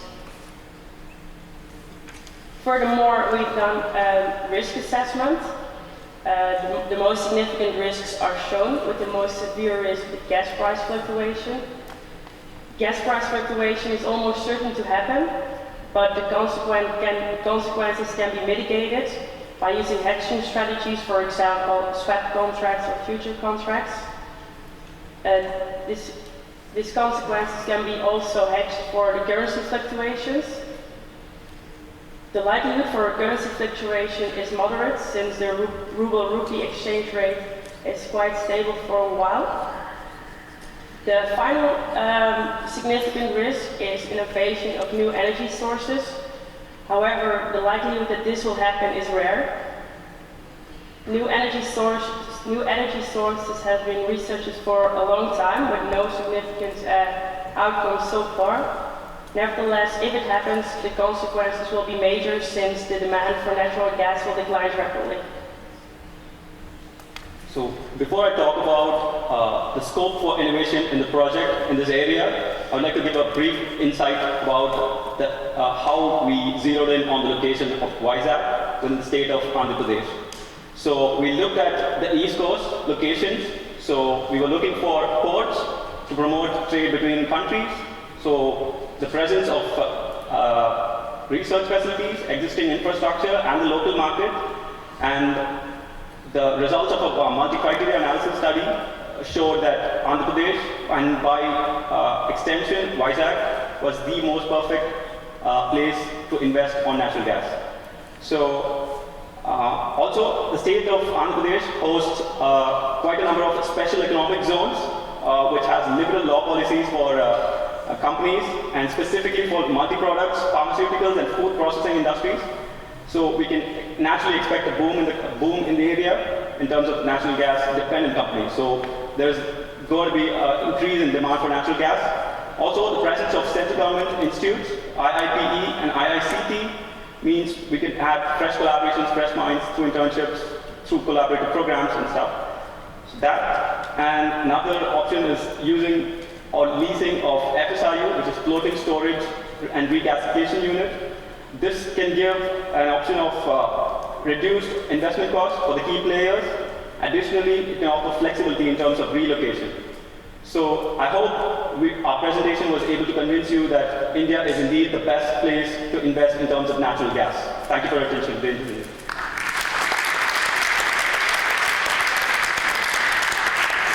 you for this new insight, for this very interesting presentation. And now, the Judiciary Committee, the team is yours. Вопрос из двух частей. Первое. Вы планируете продукцию, которая будет выпускать ваш нефтехимический комплекс, внутри Индии использовать? Или сколько процентов, допустим, будет на мировой рынок направляться? И какие основные продукты вы считаете наиболее перспективными для производства, для потребления на внутреннем рынке, на экспорте? Ну, и в Индии имеется в виду.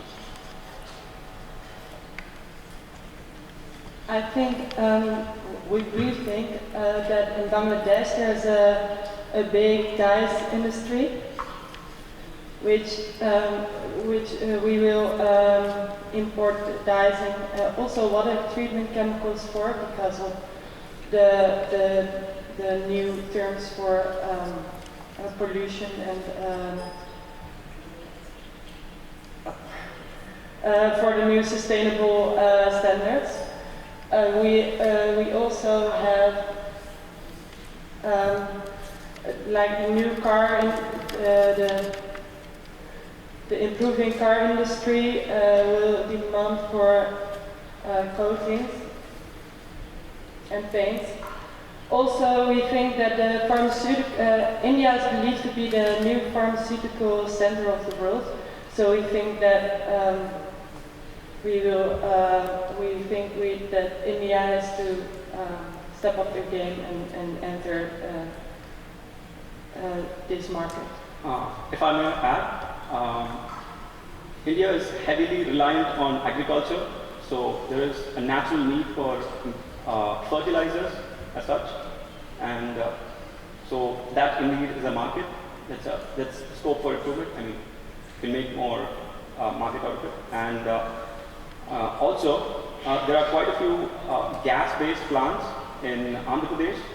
It was quite a few years ago, it was shut down, and due to less supply of gas. So this indeed is a market. Like you can use gas-based power plants located in the state as a potential market. And like I said, there are quite a few special economic zones which has liberal policies towards pharmaceuticals and food processing industries. So which means we can expect improvement in those fields, or companies which need natural gas in those particular fields. So that again is a local market. So the end product is within India. I would say the fertilizer is a big thing or a big market. But in terms of other industry, we can actually, the end product could be sold internationally, because like I said, it's closer to a port. So again, it's good for export. Yeah. You focus very much in your case, in your presentation, on the gas sourcing. It shows a remote gas source. Why did you not look at a direct neighbor, indirect neighbor like Iran, the second biggest gas producer in the world? All you have to do is build a small pipeline to Pakistan and you're in India. Was that not on your agenda? Well, I can answer this question. Well, we looked at different options, firstly for supply, and there was indeed Pakistan, or pipeline through Pakistan, but due to political disputes between Pakistan and India, it has been proven in the past that it's quite hard for contracts, and the other natural border of India is the Himalaya, so it's hard to, it's financially a very hard project to get our gas from over the Himalaya.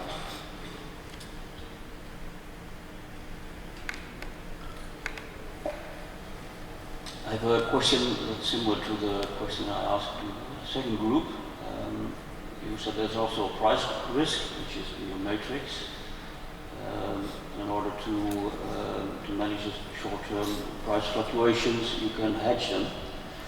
But if you look at India, there's very low domestic production, and there's a projection of an increasing demand for gas. So I would see there is also a risk for a relatively high price, high demand, low supply. So there's a risk that the industry is not very competitive due to the high gas prices. What mitigation would you do in that context? Yeah, I think that because we have this joint venture, and it is like a cooperation of both parties. It's a cooperation from Gazprom with Indian companies. On the long term, they should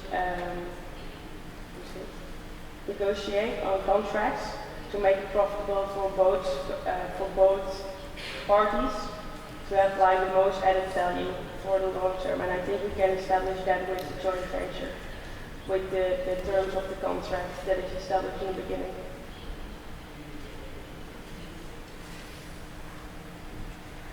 Thank you. Thank you, dear speakers. Thank you, dear members. Thank you for your nice solution, nice answers. I ask you kindly to get back to your seats. And now, I ask the audience for an additional applause. Because you know, we are now, thank you, nearly at the end of our first part of the contest. And the last team performing on this stage has waited a long time. And for sure, they are more nervous than anybody else in this room.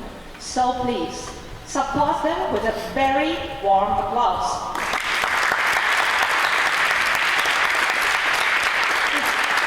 This is our last team for today, for the first part. This is the last Russian team, Chemical Squad.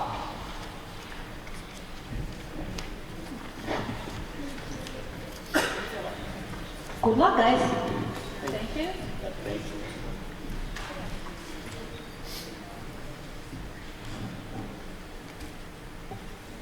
So, Judiciary Committee participants, good afternoon. We understand that we're the last thing to present today, and perhaps some of you are tired a little bit and want to relax. But who leaves the guest forum without a dessert? So anyway, we kindly ask you to focus your attention on the screens, and we from our side will try to be prompt and precise in our presentation. We do believe that the key of the innovative future lies in the collaboration between individuals and companies. So, the Chemical Squad. Clearing the uncertainty together for innovation. Asia-Pacific region comprises for about a half of the world petrochemical product consumption, and the growth of the region's demand for these products is driven by the high GDP and population growth rates. But what is more, the main economies of Asia-Pacific region cannot fulfill the internal demand by their own capacity, making the new cluster development an attractive venture. So, how did you choose this location for the new gas-based petrochemical cluster? Well, you see, we have identified the main factors of choosing the location of the availability of cheap gas-based feedstock, government support, and the size of the sales market. Based on these factors and our team in-depth analysis, we decided on a new gas-based petrochemical cluster to be located in the Russian Far East, next to Vladivostok. But the construction of the new cluster within 9 years is practically, it seems like, impossible. So how do you solve this problem? We are using the existing infrastructure and petrochemical capacities of the region, as well as the planned project. The location in the Russian Far East will allow cluster to become an interconnection center of the transfer resources and innovation among Asian Pacific countries. It finds a reflection in the name of our cluster, Asia Pacific Innovative Cooperative Communication, EPIC-COM. Furthermore, we have analyzed the weak points of the EPIC-COM cluster based on the Porter Diamond model and developed cluster policy held by the government in order to overcome those weaknesses. For instance, Russian state should provide temporary tax relief for the cluster participants and also stimulate innovations by providing grants and financial support to the leading universities and research centers. The EPIC-COM cluster is a unique platform for the interaction of international and Russian petrochemical and integrated oil and gas companies, universities and research centers, and companies from the supporting industry. The business incubator enhances the startup activities and innovative ideas of the cluster participants. But how will the cluster be financed? One of the main steps of financial strategy formation is creating a pool of costs among companies within 3 different approaches. The conservative one will include a low-margin product that brings low capex and low risks, but a long payback period. On the opposite, the investment appetite of the aggressive approach will require a high level of capex and risks, whereas payback period is medium. The most appropriate approach would be adaptive, where all the indicators are in the medium zone. Speaking about the risk, we have identified the major ones, with lack of investments and increased competition being the most serious according to the impact and probability. But with the appropriate risk management tools, these risks will be mitigated. Well, what about the timeline for the cluster development? We propose a spiral timeline that can be implemented on various stages of cluster life cycle. Every new project would be built on the experience of previous one, and that catalyzes the movement of the learning curves. That's why the industry understands the key concepts for effective execution, which could be grouped into 4 major business perspectives: learning and growth, internal processes, customers, and finance. For this reason, we propose to implement specific and measurable criteria in order to promote the long-term value for the stakeholders. The improving internal processes and development of undertaking social and ecological responsibility should be quantitative, comparable indicators for each field, provided by the balanced scorecard developed by our team.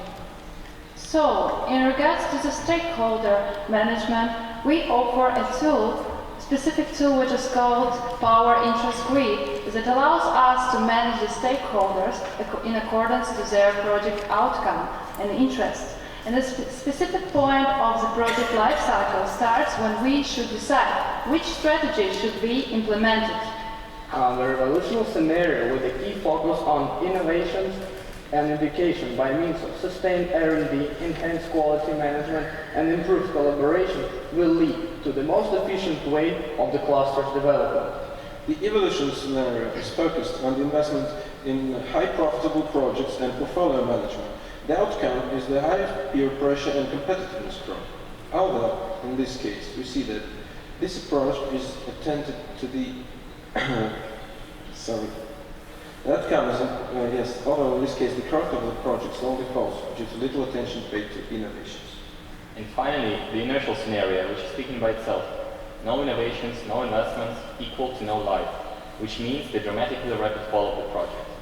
Moving to the innovation strategies, we identified that the key to successful development in the fusion of innovation products is the knowledge management, and the special two models which should be implemented.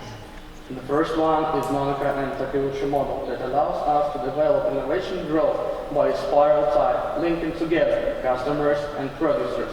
The second model is Panasen's approach, which allows us to create a self-organized learning organization system. It brings us the synergy input of all the employees and top management communication. The operation of the newly based classroom will also have impact on related social and economic spheres. For example, by 2025, budget income will increase by 16 billion rubles a year. The share of petrochemicals in GDP will increase by 8% to 10%. Transportation and local facilities quality will show a significant growth. The population of the region will increase by 1%, and the new green jobs will appear in the region, improving the total amount of workplaces. So, taking into account all the advantages and having all the weak points mitigated, the new gas-based petrochemical cluster EPICCOM, a platform for the international dialogue and cooperation, should be built in the Russian Far East next to Vladivostok, inspiring innovation in the petrochemical industry and also development of the region. Thank you very much for your kind attention. We'll be very glad to answer questions. And also for proving that you are a sport, at least at the beginning of your presentation, you impressed me. Thank you. I hope you impressed also the audience. And now, the Judiciary Committee, it's your turn to ask questions. On your radar chart, when you choose the Russia Far East as your territory, you mentioned that in case of market size, Russia Far East close to India, for example. But the main decision was made by the government support. The question is how you measure government support of other countries. The government support is always measured like as an index of different indicators inside of this. This includes law, sport, then the government programs, and moreover the government strategy. And our strategy is a very impressive one, which includes the progress of some new projects in the East Far region. This project includes a lot of petrochemical projects like gas processing plants, helium hub, and new LNG terminals. And also we know that Russian government plan to invest in creating some petrochemical clusters, and in fact there would be 4 of them. So it is. Moreover, we all know that without any government support, there will be no base for the knowledge development. Yeah, because this is the artificial cluster, which is not created by itself. Then the government should create some sort of incentives for this cluster to be created.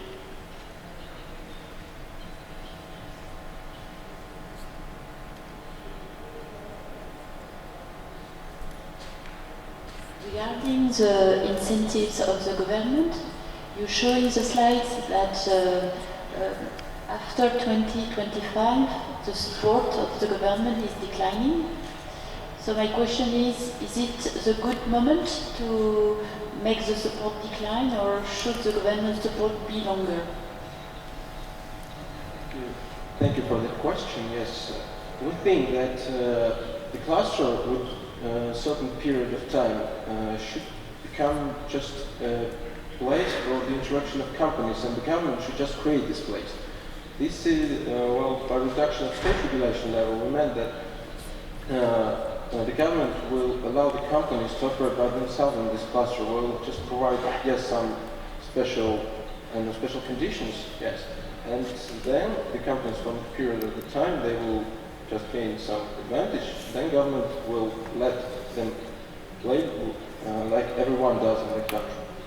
We foresee that the core of our cluster will be the business incubator that will develop the self-organizing system that will increase impact on all the areas. What price assumptions do you have for the feedstock in the region and for the products?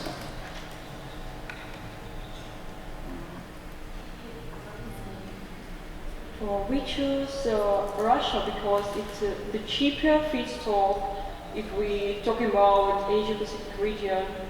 Because other countries, they have to import gas, maybe by pipeline or by LNG, and it's very expensive. And this is why we chose Russia, and our feedstock will be cheaper. Furthermore, as we heard at the plenary session yesterday, our gas has no alternatives nowadays.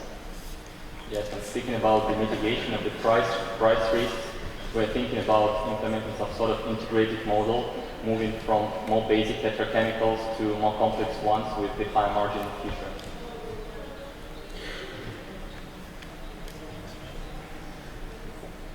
So, thank you for your questions, dear jury. Thank you for your answers. Thank you for your questions. You may now relax, take your seat,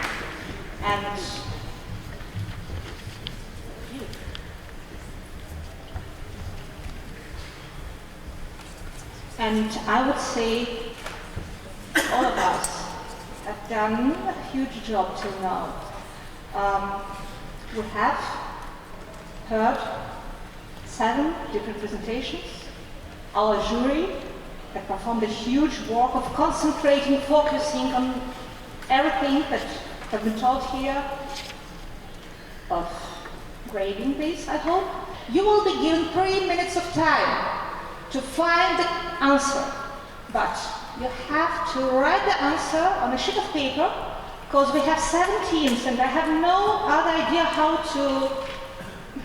to ensure fair play in that case. So you have pens or pencils, you have blank sheets of paper, and you have great, nice organization, thank you.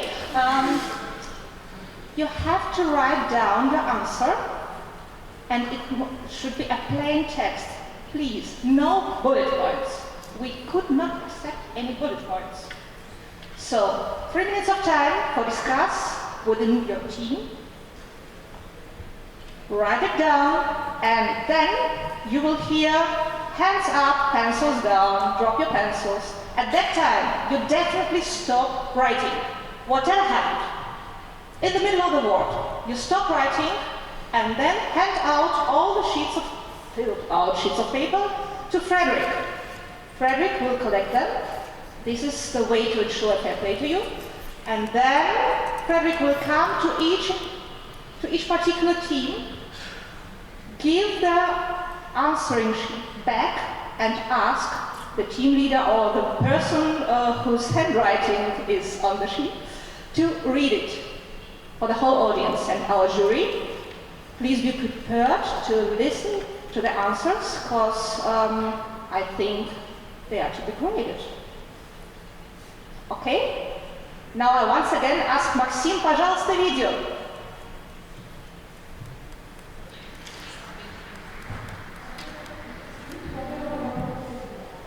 Case contestant participants, greetings from India. Let me introduce myself. I am Subhashish Ray, professor at Xavier University, India. Over the last 2 decades, I have been working in the area of business and sustainability, and I have been especially interested in regional and global energy markets. I believe that energy is going to play a very big role in peace and global governance and business sustainability over a long period of time. So my question to you is related to the current situation, the case you are solving. You see, most of the experts are predicting today for India to be one of the largest economies by 2050. India is already one of the fastest growing economies, and there will be a big demand for gas petrochemicals. So, given the situation of high demand and the need for gas petrochemical, and the fact that you are looking at the time zone of 2025, here is my question for you. Which industrial markets, as consumers of gas petrochemicals, will see the highest demand for gas petrochemicals? I look forward to look at your answers and share with you this learning journey. Thank you very much. Case contestant participants. Thank you. Спасибо, Maxim. Oh, it's not time to discuss now. I will tell you all. I have a feeling that one of the teams has already somehow anticipated the question. But now, 1, 2, 3, go! 3 minutes of time.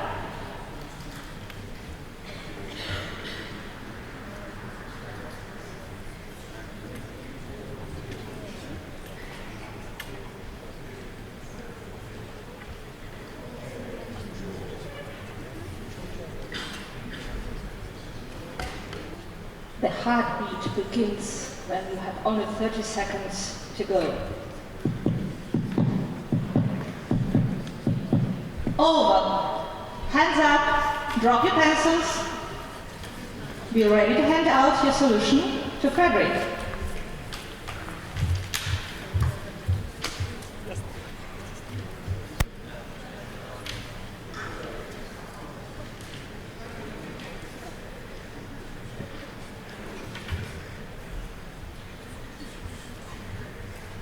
I must admit our audience is a great one, because during all the 3 minutes of time, you have been so silent.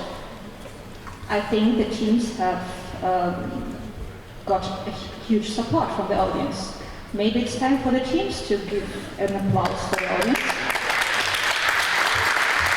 Thank you. Okay, so our answer is given the rising living standards, we expect an increase in demand of automotive and household appliances.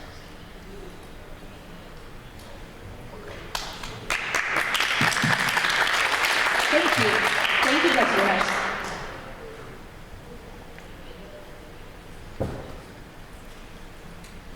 India currently has biggest share of middle class in Asian region. Then it means that they will have the largest number of consumers in demand of products such as basic petrochemicals in such sectors as plastic packaging, agriculture and textiles.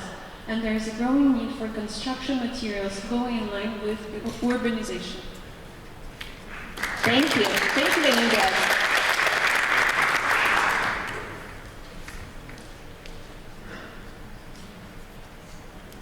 We assume that due to a huge increase of population, especially in India, but also in overall economic growth, until 2050 the need of petrochemicals as a result of an increasing need of pharmaceuticals, but also as a result of demand-side supply gap, we expect this ethylene and benzene, cumene, and acetic acid in pharmaceutical industry. Thank you, Team Hub. Now organic medicine on turn.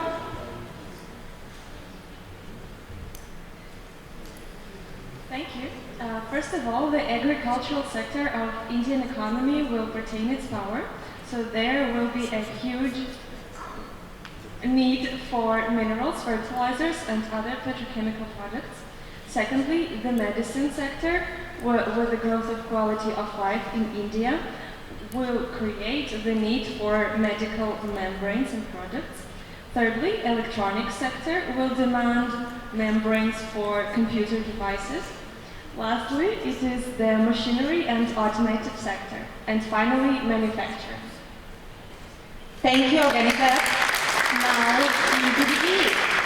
It's your turn to present your answer.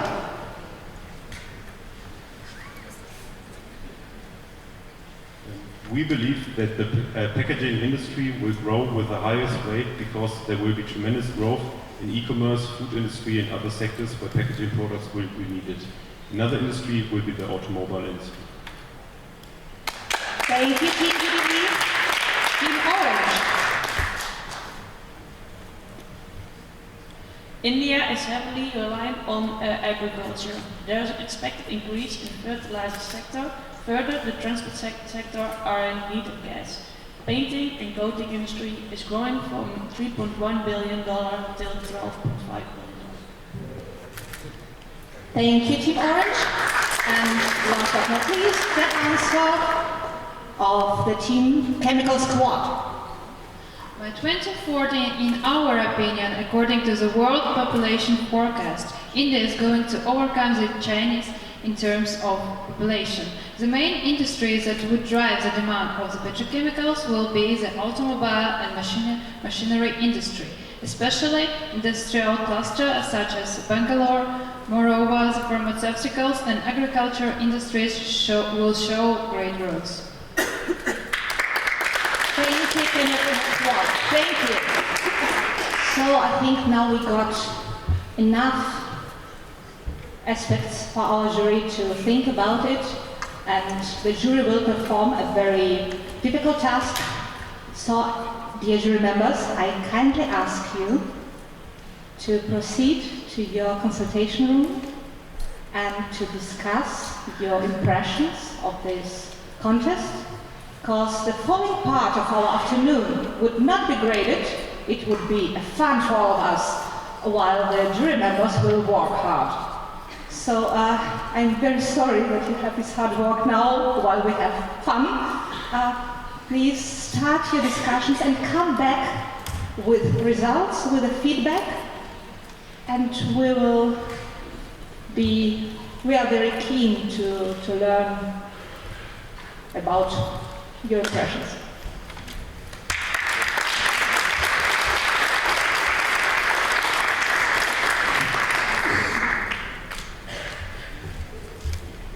I promised you fun, you'll get fun.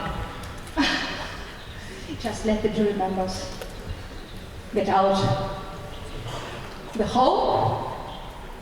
Now it's time for our Blitz Tournament. Some of you maybe have heard the same thing under the name of a pop quiz. We will have very interesting multiple choice questions.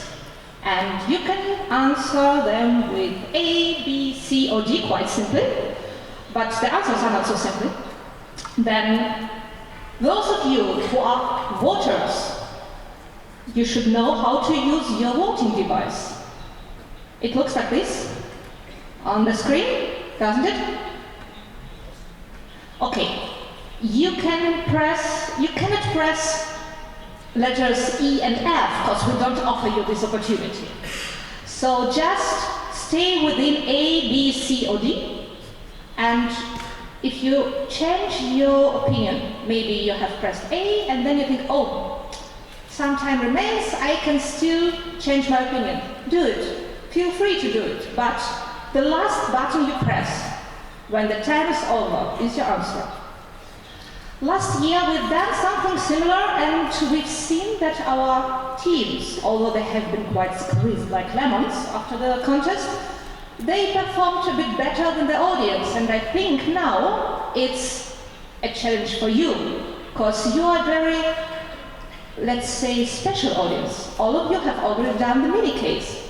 That's why we expect you to be a good competitor.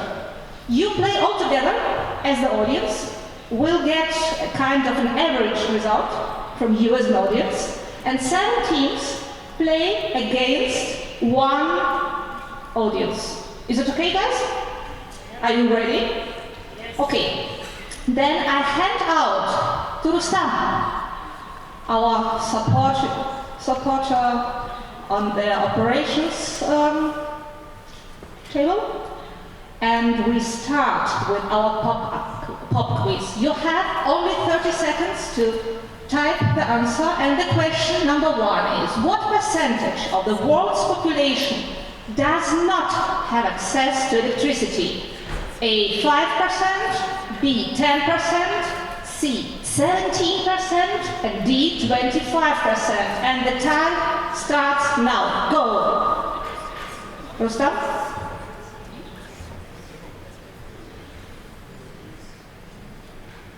You can see the remaining time on the left side of the screen.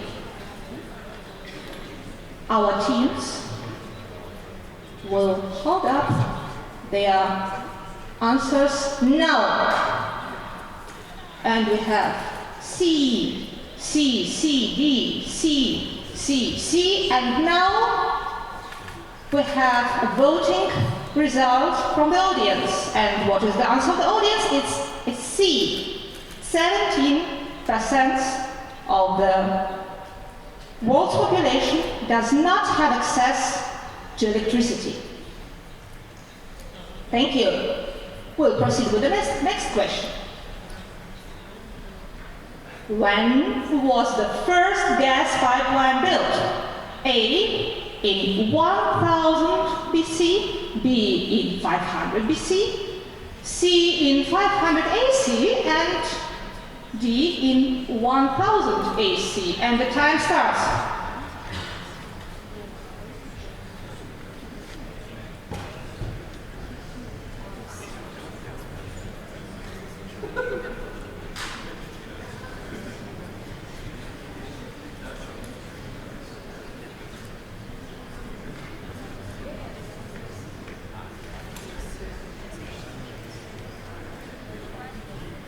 And now, teams, your answers. No cheating there, hold them up immediately. C, B, D, E, B, D, D, O. Okay, and what is the answer of the audience? The audience voted for a D. The first gas pipeline was built in 1000 AC, and I would like to know the right answer is Rustam? Zilone. Okay, thank you. It's a B. Oh, we had some teams voting for B. Okay, the first time we have some advantage on the side of our teams. Okay, the third question is, what's a heating value of a fuel? Okay, A is the value of fuel that can be fully converted into heat and work. B, the value of fuel that can be fully converted to work, but not heat. C, the value of fuel that can be fully converted to heat, but not work. And the D is the value of fuel that cannot be recovered from combustion process. The time starts.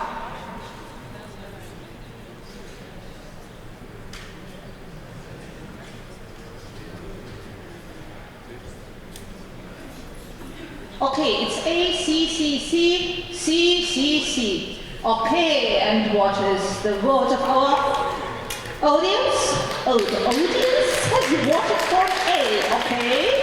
But it was the C. We have now 2-1. Is it okay? Audience, we expect more power from your side. Okay, the question number 4. When natural gas was drilled for the first time in a commercial manner? A, 1821, B, 1838, C, 1858, and D, 1863. And the time starts? Okay. D, C, AC/DC. and the audience voted more or less for B and a bit less for C. So it was a difficult question. I admit it was a difficult question. And we have now the question number 5, which reads, which type of fuel is projected to have the fastest demand growth until 2035 according to IEA? A, coal, B, natural gas, C, biomass, and D, nuclear energy. The time starts. Well, 5 seconds to go. And teams, I'd like to see your answers. B only. Okay. And the audience has voted also for B. Great. Well done. It sounds like a cry. B. Okay. Before we turn to the last question, the questions are provided by the Energy Delta Institute. And now our last question, number 6. It reads, which country will by 2035 achieve the largest reduction of CO2 emissions by unit of GDP, while at the same time remaining the largest emitter in absolute terms? Time starts.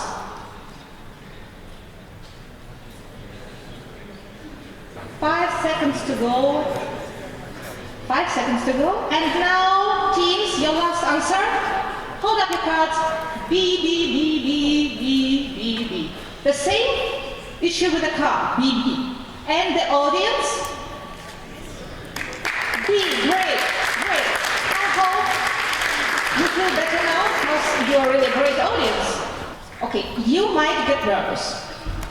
You, dear audience, might relax. But now I think it's time for us to invite our esteemed members of the jury to take the stage, to take your seats at the stage, and to tell us something about their impressions of the performance of our 7 teams. Dear jury, may I ask you to join me on the stage? Thank you.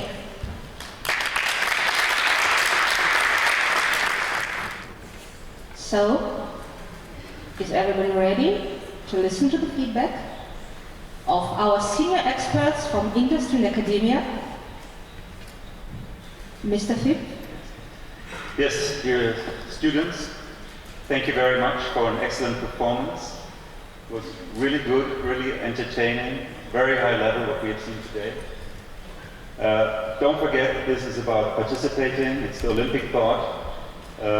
We had a very long discussion on the ranking, and the ranking will only be for the top 3 placements. And there's a prize for the winner. The winner will be announced after our session here. The prize for the winner is that the group visits the headquarters and the operations of the companies sitting here in the jury. That is Engie, Gasterra, and Uniper, and of course universities and institutes. We would now run from left to right through each group by giving comments, and after that I would announce who is the third, second, and who finally is the winner. So we start on the far left, Mr. Kazeng, please. I'll start thanks for the team from Netherlands. It's Orange team. This team was probably the deeper economics from my point of view. I'm just director of Economics Institute. They've shown CAPEX, OPEX, even count the number of vessels and fleet that they need. They have made very interesting, innovative risk analysis. It was real innovation to find the ruble, the rupee cross rate, for example, risk for their projects. Also, it was very interesting that maybe they don't have the deep one analysis of choosing the location of their project, but they have very political reference to the speech of Mr. Miller on the further section that India is the market without any doubts and does not need any calculations to be sure in it. So it was very complex, very interesting, very nice presentation, and I think finally the slogan of this company, it's orange country from orange slogan about an agility in the future. It's very close to this one innovation session. Thank you very much.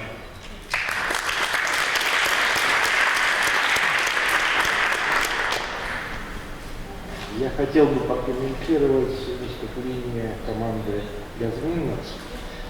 На самом деле она была одной из лучших. Все жюри отметили действительно очень хорошее качество и презентации, и очень правильный бизнес-подход. Особенно хотел бы отметить, что достаточно правильно выбрано местоположение проекта локации Тинжэнь, и действительно поставки и трубопроводного газа, и возможности ЛНЖ, и также местных ресурсов привязки.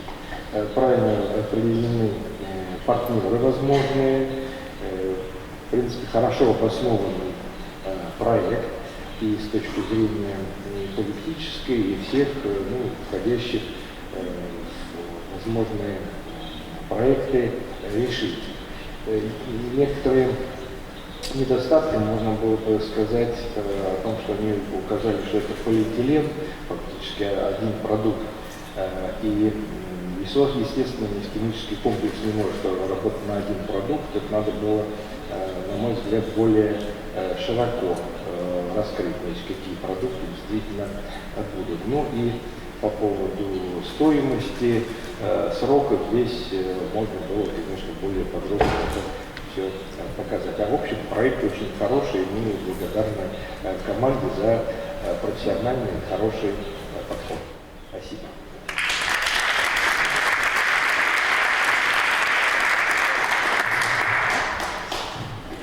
Dear German students from Team Transactions on Petrochemical, I have asked our chief, Mr.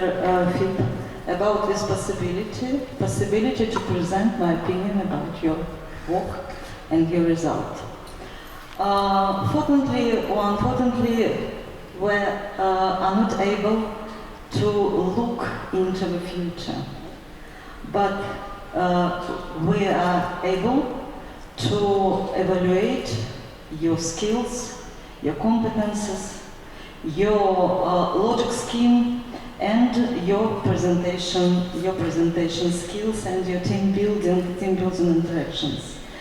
And I thank you for your correspond to case task, for brevity and capacity, for using the clear and coherent criteria and arguments, and for your solution. Solution is linked with Malaysia because this solution is challenge. Thank you very much. Thank you.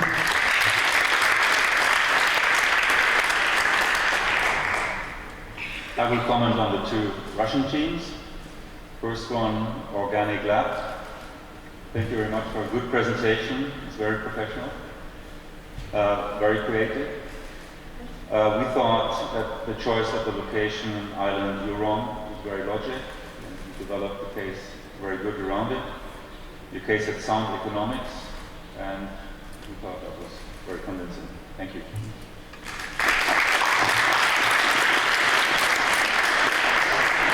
Then the other Russian team, Chemical Squad. There we found that the presentation and the idea of having a project which generates very high margins because it takes the feedstock of the Russian inland price was a very good idea. And also it was realistic because you said it has government support, it will have government support, and that is realistic. We're sure that it will be the case. And thirdly, of course, there were high resource base in the region. The logic of your presentation was very well thought through, and you also made wide use of methods which you learn in your courses at university. That was also very convincing. Thank you.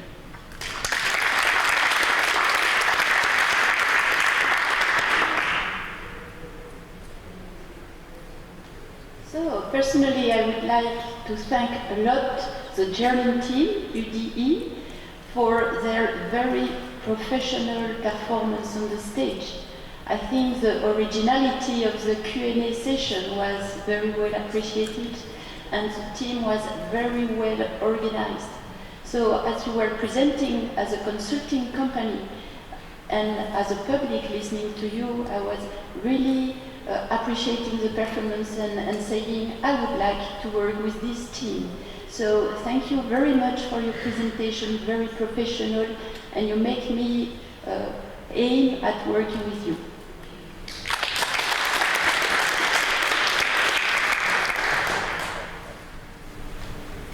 And finally, the group Lending Gaps had a very well-structured presentation, very logically built, so the reasoning was very clear.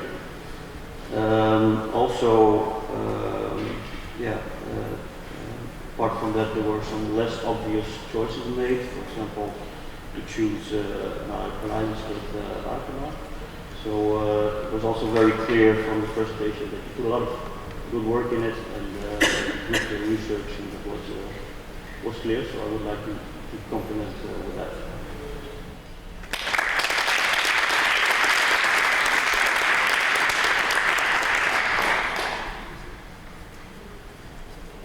Thank you so much for your feedback. May I now ask the chairman of the Judiciary Committee, Mr. Wolfip, to release us from being so nervous, awaiting the announcement of the team that is ranked third, second, and first. First of all, you're all winners because you participated in this case. You spent time looking at petrochemical business. You gained knowledge in this field. So see yourself, all the 7 groups, all these students, as winners. But coming to the ranking, we had a long discussion, and it was, like I said, all very close. But we think the 3rd place deserves the Russian group Organic Lab. Congratulations.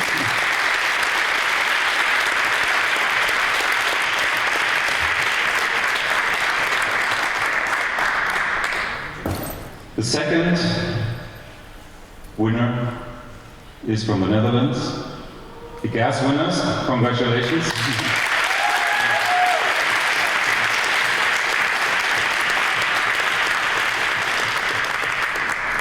And now,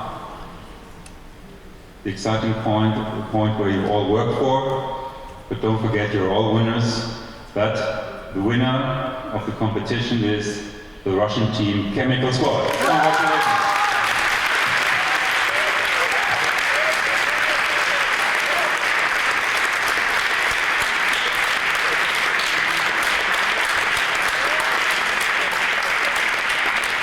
Please come on the stage.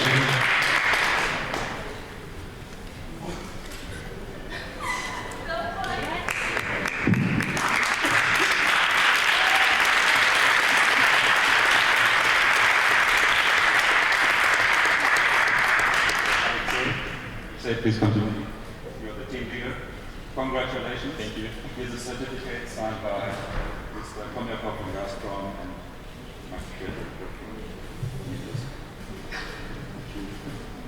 Zarina.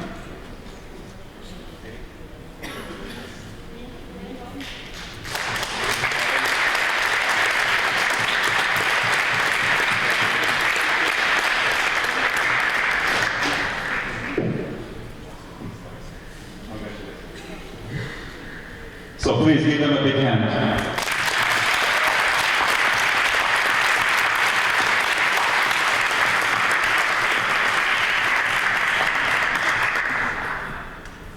Proud winners, happy winners. I hope in a few minutes a bit more relaxed winners. Thank you so much. And now, may I announce our special guest. I have already announced him for saying us the closing speech, but first of all, I thank the winner team and ask you to take your place, your seats. May I now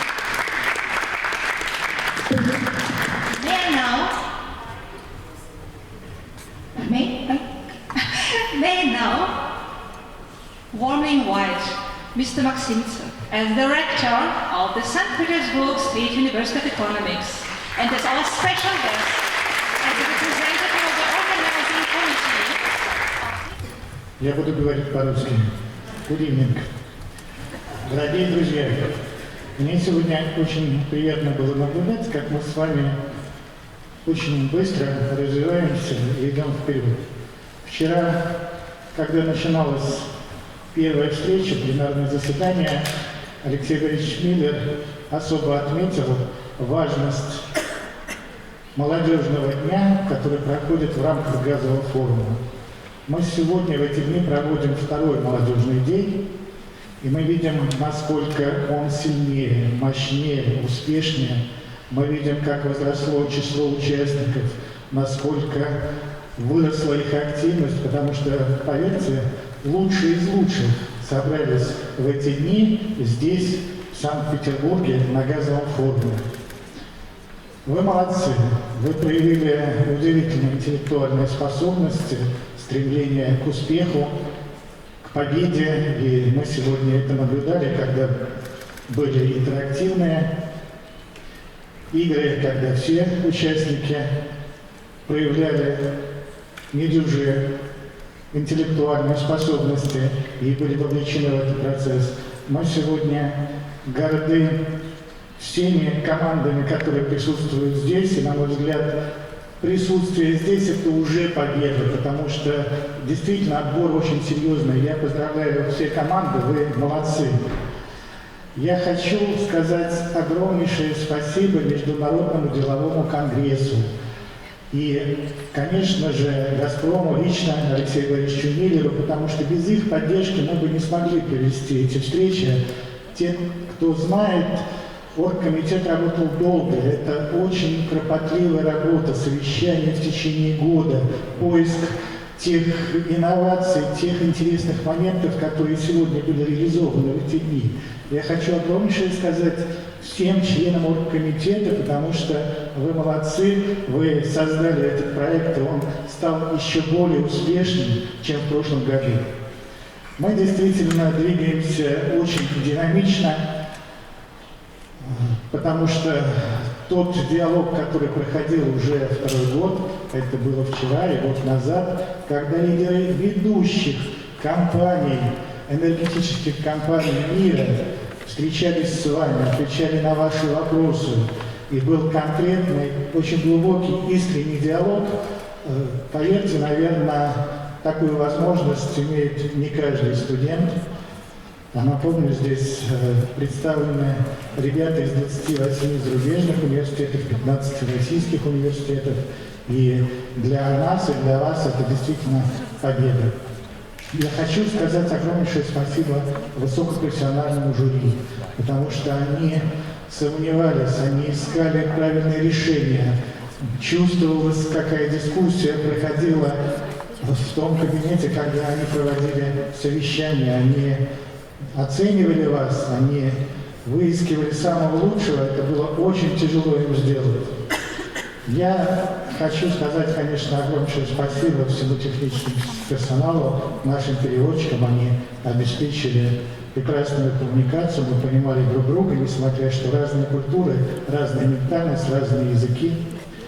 И мне хочется пожелать всем ребятам, чтобы мы с вами встретились здесь. Уверен, что кто-то из вас в будущем будет сидеть среди лидеров нефти- и газодобывающих компаний, будете рассказывать, как вы развивались, почему вы пришли в газовую нефтяную сферу работать, будете вспоминать эти сегодняшние встречи. Это вы, потому что вы одни из самых лучших, и у вас очень прекрасное будущее.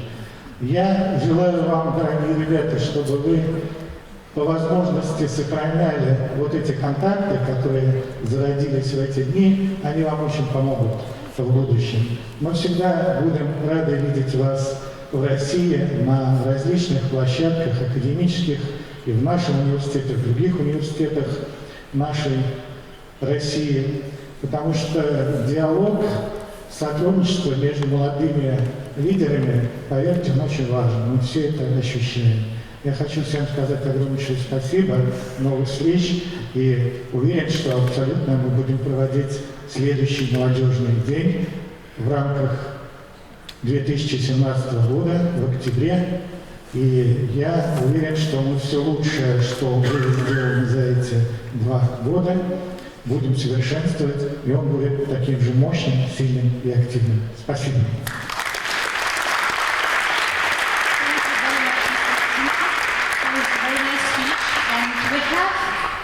Last but not least, some presents for our hard-working jury members and also for our hard-working teams. We have also one additional issue, which is everybody here deserves an applause. You as a jury, you as teams, and you as a great audience.